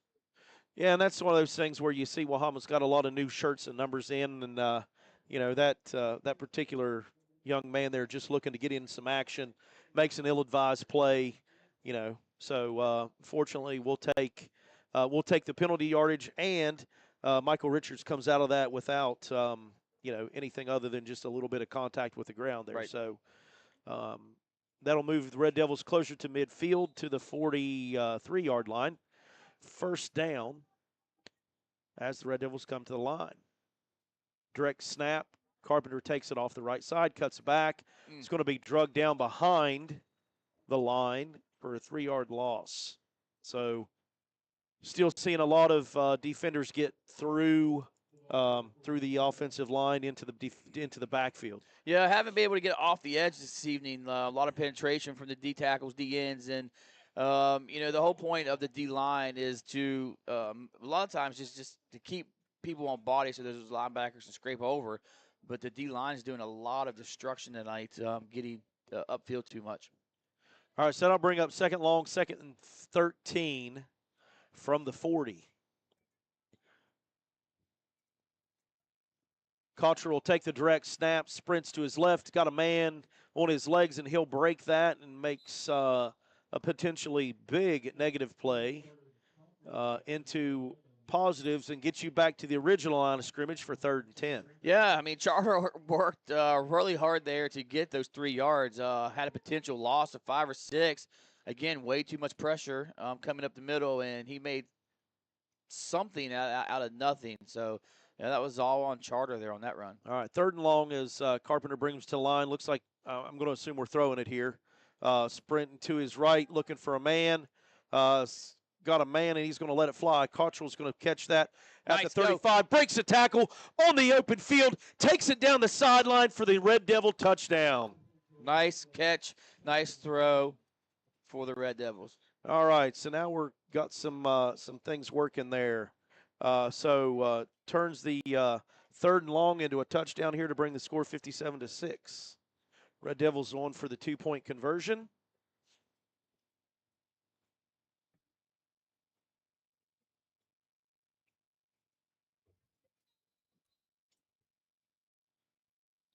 Looks like the muddle huddle. Yep, and this is nice. This is put something extra on film, so it makes Tulsa and them have to prepare for something, whether we kick it or go for it here. All right, Carpenter takes a snap, looking. He's got the corner. He's going to take the corner, dumps it off. Got it. Touchdown. Gavin Hicks in the back of the end zone for the not touchdown, my bad there, Coach. That's going to be the conversion. So that'll bring it to score 57-8. So Red Devils able to find something there. Gets a real good completion. Carpenter to Cottrell. Cottrell breaks some tackles, takes it down the sideline for the score. Yeah, so, nice play by Carpenter and Cottrell there on that pass. Cottrell's had some nice receiving. He's not been our number 1 receiver all season, but today, he has caught the ball extremely well and has made some nice plays receiving today. So good job, Charter, today receiving. Yeah, that's one of those things that you want to see out of the offensive flexibility where, if they shut your number 1 and 2 receivers down, you've got another guy you can go to. We've seen them when they shut Charter down in the backfield. We go to the passing game. So some real good flexibility, some versatility there, and getting some different guys in position. So, that's one of the positive things you like to see as you get through into the thick of the season here. Yeah. So Red Devils to kick, back deep for the White Falcons. Stitt and Bayer again. Carpenter looks like he's going to pooch that again. That's going to be close to 10, and that's a free ball, and then going to be fielded there and immediately brought down at the 46, 47-yard line. So good coverage there. Pooch kicks, keeping it deep from being deep, limiting the big play on the return. Yeah, those are dangerous. I mean, he's doing a really good job with those kicks, giving some air under it. You like to see some guys get down there and cover up those guys. And have a chance to make a play. So those are, recoverable balls. I thought those last two pooch kicks were really executed well by Carpenter. All right, so Red Devils defensively set. Wahama to the line. Twin receivers left. Ball snapped. Bad snap. He's going to take a loss on that. Down to the 34. So bad snap rolls through the quarterback's legs there for looks like almost a 20-yard loss. Yeah, and Davon was there. Davon had him the whole time. Good awareness recognition by Davon there to see that play and to stay with it. So that puts Wahama in a deep second and long. So this is where you've got a chance here. Red Devils are going to have to be defensively sound and make sure we're where we need to be. Low snap again. Quarterback's going to scoop that up and drive forward for about 4 yards. So that'll bring up 3rd and long again. Yeah, so, better job there. Defense, of course, the bad snap helped us out a lot. Then they just ran a little dive there. So it puts us in about 3rd and 19 for the White Falcons. So a chance for our defense here to get off the field. All right, so Wahama, again, twin receivers left, single back with the wing. Orbit motion, looks like the quick pitch to the outside. Number 6 there is going to chase that down. Maley there on the tackle. Trevor Maley, the freshman there, is going to catch number 9 as he takes it to the sideline. White Falcons will gain back to the original line of scrimmage for a pickup, and that'll bring up 4th and long, 4th and 10. Yeah, 4th and 10. So it looks like this will be the first punt we see from Wahama tonight. They're going to punt this ball right here. All right, so we got to cover some guys here. We got 3 guys over here. So they got a spread punt. They got 3 guys out here. And looking for be aware for the fake here. Number 11 for Wahama back to punt. Preston Hennington kicks away. It's going to bounce at the 30. It's going to roll and be downed by Wahama at the 20. So punt's going to roll dead. Red Devils will take over with 16 seconds in the 3rd. And we'll step away for a commercial break.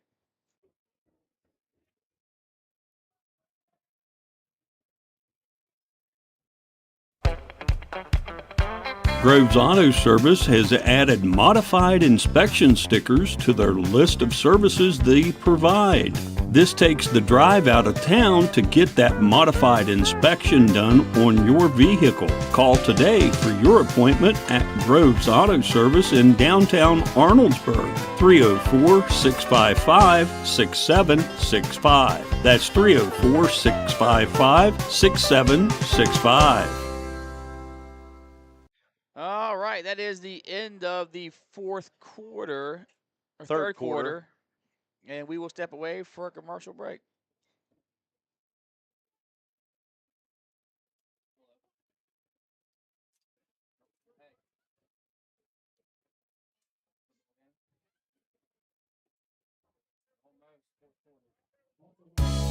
Hi folks, here at Hardman's, we are a full-service building material and hardware store. We have it all, from nuts and bolts to plumbing, electrical, best look paint, lumber, drywall, furniture, appliances, flooring, and kitchen and bath. Our best look paint is a sure win to brighten up your interior walls or spruce up your exterior. We don't just sell the products, but we deliver and install many of them as well. All of our installers are trained and certified. On top of all that, we know a little something about customer service. We'll greet you with a smile and have the knowledge to help you get the job done right. Stop in and let's tackle your next project together. Hardman's, our family serving yours since 1907.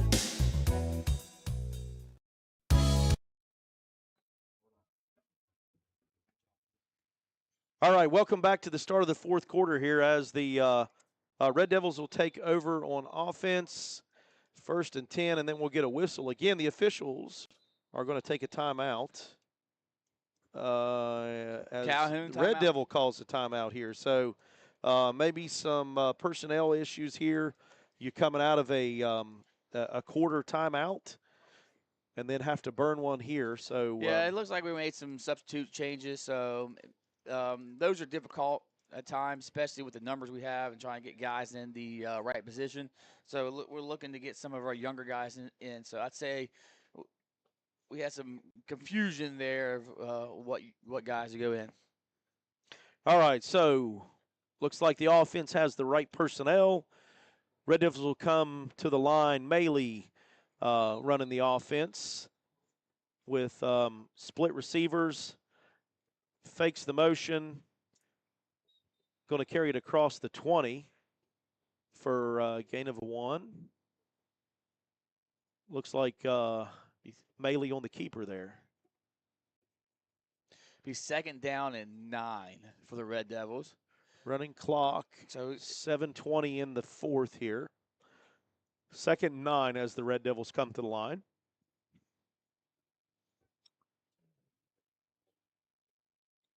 Maley with the keeper off the left side, and he's going to be hit and dropped in the backfield. Again, that's still that D line. I know it's these younger guys on offense, but a lot of penetration upfield. So D lineman making plays in the backfield. So it puts us about 3rd and 14. See if we can test the arm out of the freshman here and see what happens. Breaks the huddle. Red Devils to the line. We're going to have twin receivers right. Power wing. Maley's going to roll to his right. He's got a man. Anderson. Number 22, Ezra Anderson. He's going to make that, and he's going to bring that across the 25 and driven out of bounds at about the 26 or so for positive yards. Yeah. That's good. Nice little hook up there between those two freshmen. It's going to bring up 3rd and manageable now. You're about, or 4th and manageable. You're 4th and 5 here. So obviously 4-down territory here. You convert the 1st down. You keep the chains moving. Yeah, nice little throw and catch there from Maley to Anderson. So good job by our 2 young freshmen. All right, so Red Devils will break the huddle again. Twin receivers left. Direct to Maley. Rolls to his left. He's got a man. Sends it again. Overshoots it. So you had Anderson and Richards. They're both in the vicinity, and he kind of just drops it in between them. So that'll be a turnover on downs there. So continue to run the clock here with just under 6 minutes. Red Devils will go back on defense. That'd be 1st down Wahama, 5:45 and counting. As they run the clock, they'll give them time to set the ball and change the chains around. All right, Red Devils defensively are set. Number 5 in at quarterback for Wahama, Kane Brinker. He's a freshman. And 44, Isaac Riffle there on the carry.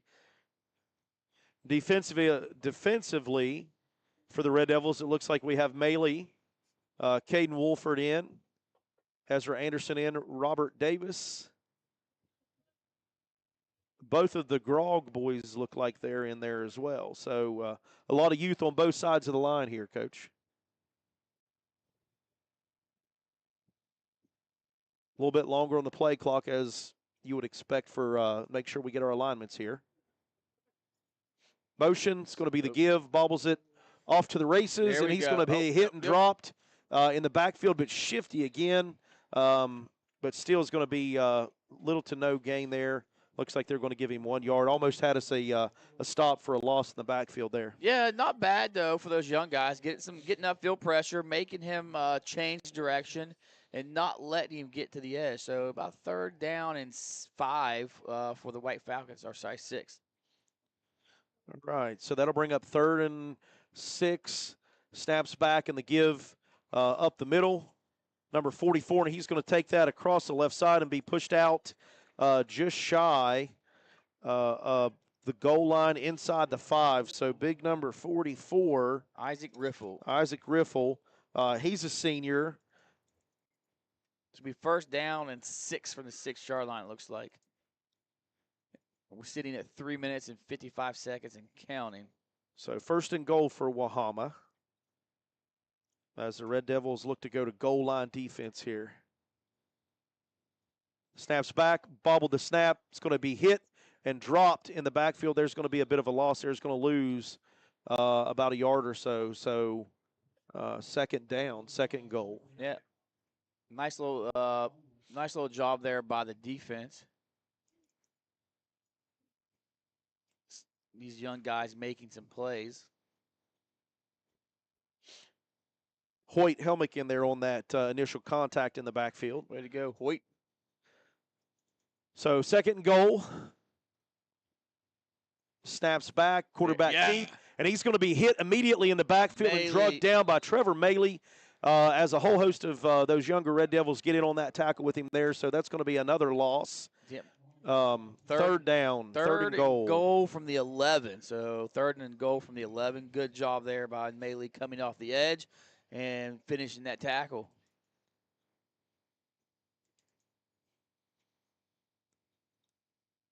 Play clock at 15. Game clock approaching 2 minutes. Wahama to the line. And the snap. It's going to be a give to number 44 again, and he's going to try to bounce it to the outside and cuts back in the middle. He's going to be wrapped up pretty quick there. They're going to gain plus yardage, but still going to bring up a fourth down. So fourth and goal from inside the 10, about the 7-yard line.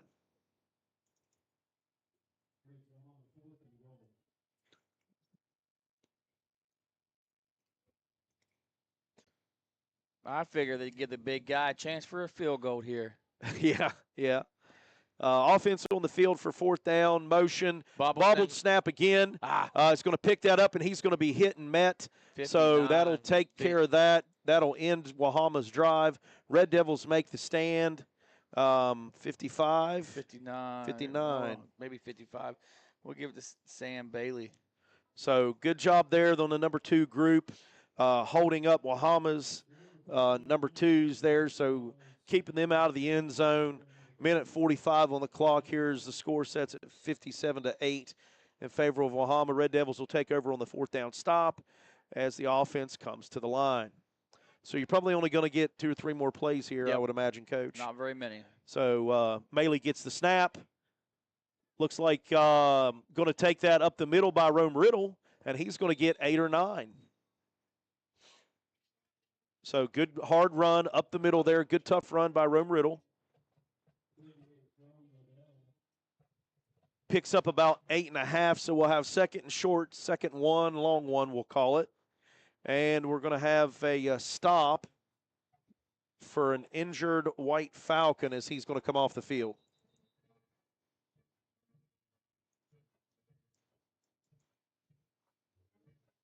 So a minute left, Coach. Try to get what you can out of this, get some good offensive reps here. Let these young guys make some plays. Yeah. Got a completely new group in there. They don't get much varsity time, so, Friday Night Lights. Unfortunately, with our numbers, there's not a JV team, so this is their chance to make something for themselves. So it's a good time for them to have opportunity. Well, it looks like we'll step away for a quick timeout.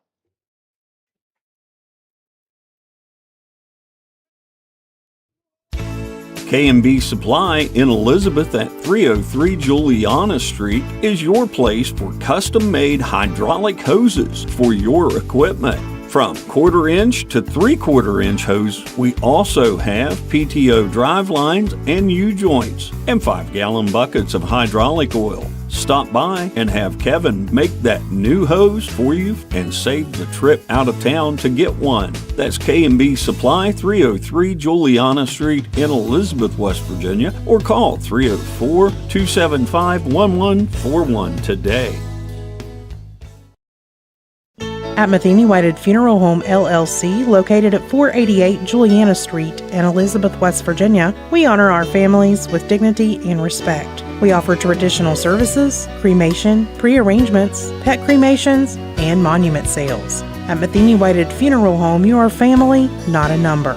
We are located at 488 Juliana Street in Elizabeth, West Virginia, or you can give us a call at 304-275-4229. McIntosh Hardware, Furniture and Appliance, the store that has it all. From quality furniture, Lazy Boy, Serta, Catnapper, appliances, Maytag, Whirlpool, Amana, KitchenAid, and McIntosh offers setup and removal, power equipment, Echo, Troy-Built, and in-house service, hardware, tools, paint, plumbing, electrical, pipes, and fittings. McIntosh Hardware and Appliance, 204 Market Street in Spencer, 304-927-2700. Work out of town during the week? Come to Miller's Suds and Sales and get those work clothes washed and dried while your kids read or play in the new learning section. Don't worry, we also have vending machines to get you through laundry day. 7 days a week, 8 to 8 for your convenience.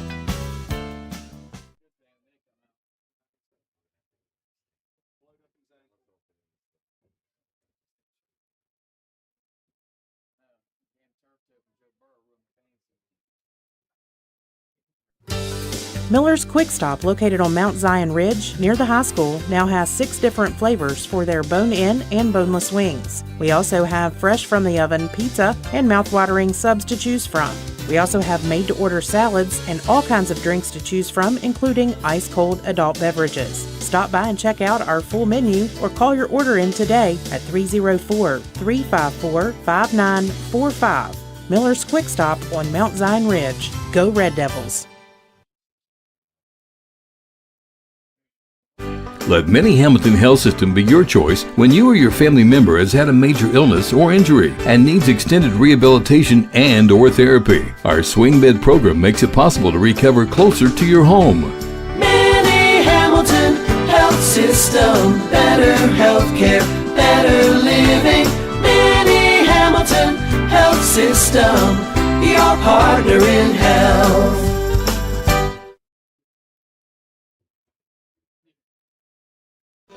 Stump's Funeral Home and Cremation has been in business since 1897. Family owned and operated for 6 generations, offering you and your loved ones services with dignity and respect. With 3 locations to serve your needs in Grantsville, Arnoldsburg, and Stump Maddox Funeral Home in Clendenin. We offer traditional funeral services, cremation, green burial, monuments, new sales and lettering of existing stones, military services, funeral pre-planning, and aftercare grief resources. Let our licensed professionals guide you through the difficult process of honoring and saying goodbye to your loved ones. Stump's Funeral Home and Cremation. It's the saucy summer of barbecue at Tudor's. Tender pulled pork, smothered in 3 delicious new sauces. Sweet teriyaki, savory and thick. Carolina Gold, tangy and bold. Honey sriracha, hot and spicy. Topped with our creamy coleslaw. Sweet teriyaki, Carolina Gold, honey sriracha. Tudor's Biscuit World's pulled pork barbecue is bursting with flavor. Awesome sauce.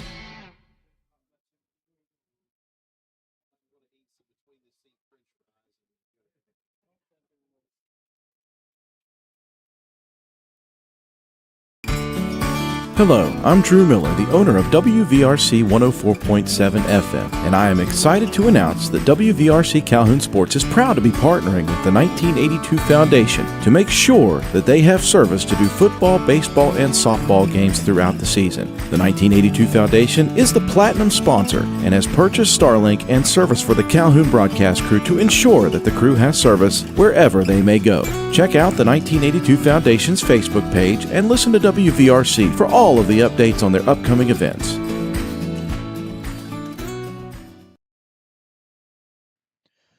All right, welcome back here to Wahama High School as we are back here getting ready to get both teams back on the field with 1:04 left. It is 2nd and 1 for our Red Devils as the clock just now goes under a minute.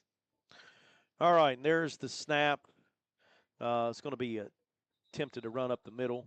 It's going to be stopped for negative yards there. Under a minute as the clock's running. We're going to be down to about 45 seconds here. I think that was Rome Riddle again trying to make some headway up the middle. So that'll bring up a 3rd and 3 for the Red Devils. This will probably be the last play that we can get off unless we call a timeout. All right, Red Devils are set. Maley gets them to the line, and there's the snap, looking to pass as he's rolling to his left, and he's got a man again. That's going to be picked off over the head of the receiver, number 11. Yeah, Maley was had to throw that from being pushed down. So it's Preston.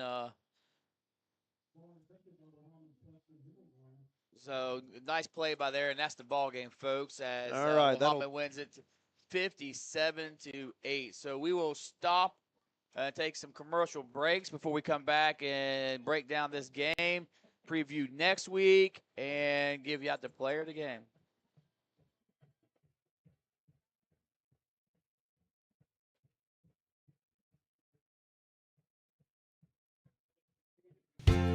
Hi, I'm Ben Ashley from Ashley Insurance. Let's talk life insurance. It's not just about numbers, it's about peace of mind.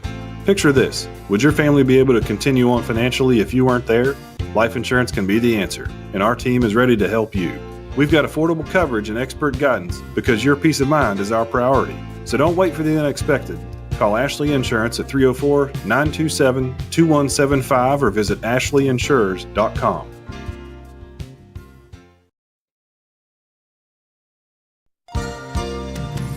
This message concerning vaping and oral health comes to you courtesy of Brandon Dental in Spencer, West Virginia.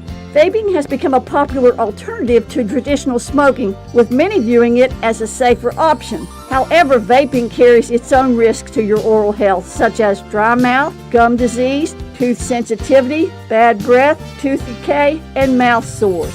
Ask your dentist for tips to decrease and/or quit vaping to protect your dental and overall health. Call Brandon Dental at 304-927-2775. That's Brandon Dental, conveniently located on Hospital Drive, 304-927-2775.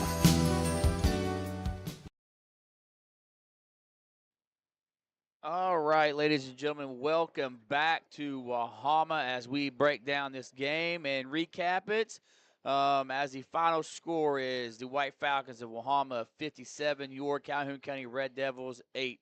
Well, Coach, that was not the game or the performance we were looking for. Wahama dominated that game in all phases and aspects of the game tonight, offensively and defensively. Wasn't much special teams, but they did execute their PATs. I think they might have missed one. So, you got to give props where props are due. Wahama dominated that on all phases. We could not control the line of scrimmage offensively or defensively tonight, from my perspective, as they were getting too much penetration on their defense, and then their offensive line was just moving us downfield, and they had running lanes that I could potentially run into. Yeah, it's just it's a tough night. You know, you knew the animal that you were up against, and unfortunately for the Red Devils tonight, Wahama is as advertised. You know, even as they had subs in their second groups in, especially that defensive front. You know, those guys were just flying all over the place. Stops in the backfield, negative yardage. So, you know, silver linings is what we call it. You know, what are the things you did well? Obviously, you know what you've needed to work on, because those have been the things that we've consistently seen that we need to improve on. You know, just a rough night here when you face the number one team. Yeah, I mean, there's not a lot to take away tonight. We did make some good plays. Offensively, we were able to stretch the field at times, but not consistent enough. I think that's something that is in our game. I think we have a really good receiving core. And added another one to it tonight in Charter Culture, who I thought did a great job catching the ball today and making some nice plays downfield. So there are some things that we are going to have to improve on as we move into the halfway point next week.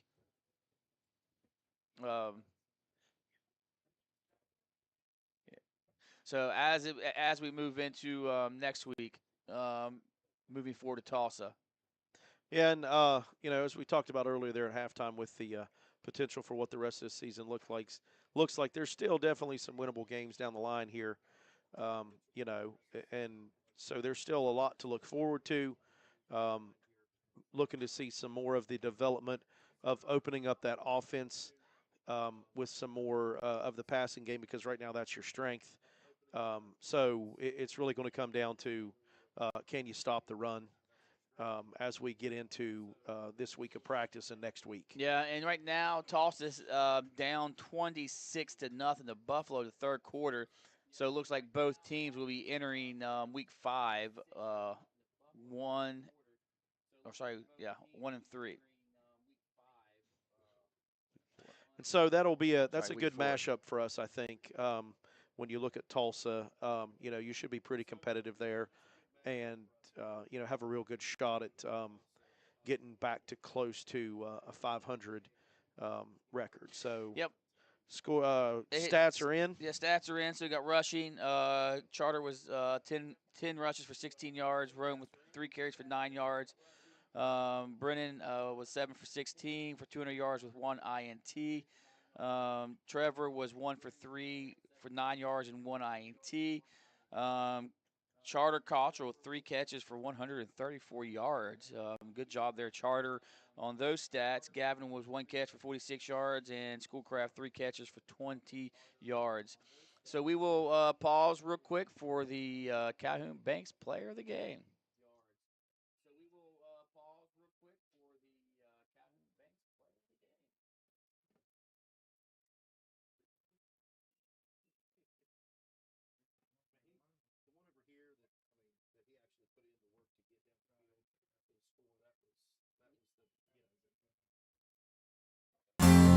Fall sports are back, and so is that hometown pride we all love. At Calhoun Banks, we're proud to support our local community's athletics, and even more proud to support all of you. Whether you are applying for a loan, opening a checking or savings account, or taking advantage of one of our many services, we're here to make things easier. Join a team that's been trusted for generations, 125 years strong, and still your go-to local bank. To apply online or contact us, go to calhounbanks.com or visit us in Grantsville, Arnoldesburg, Glenville, and Elizabeth. Good luck and have a great season. All right, ladies and gentlemen, welcome back here as we give out the Calhoun Banks Player of the Game. So tonight's Calhoun Banks Player of the Game, Charter Cottrell. 3 catches, 134 yards, and a touchdown. So congratulations, Charter Cottrell, for the Calhoun Banks Player of the Game. For all the ones who traveled here to Wahama, safe travels back. For all the ones watching back home, whether on Facebook or YouTube, thank you for tuning in. Always thank you to Drew and WVRC for giving us opportunity. Please check in with us next week. As we are at Tulsa. Kickoff is at 7. We will go live around 6 o'clock. And again, tomorrow, Cross Country has a home meet, 10 o'clock, Calhoun County Park. And then the Calhoun FFA and 4-H Livestock show is at 8:30. The sale is at 4. So come out and support the community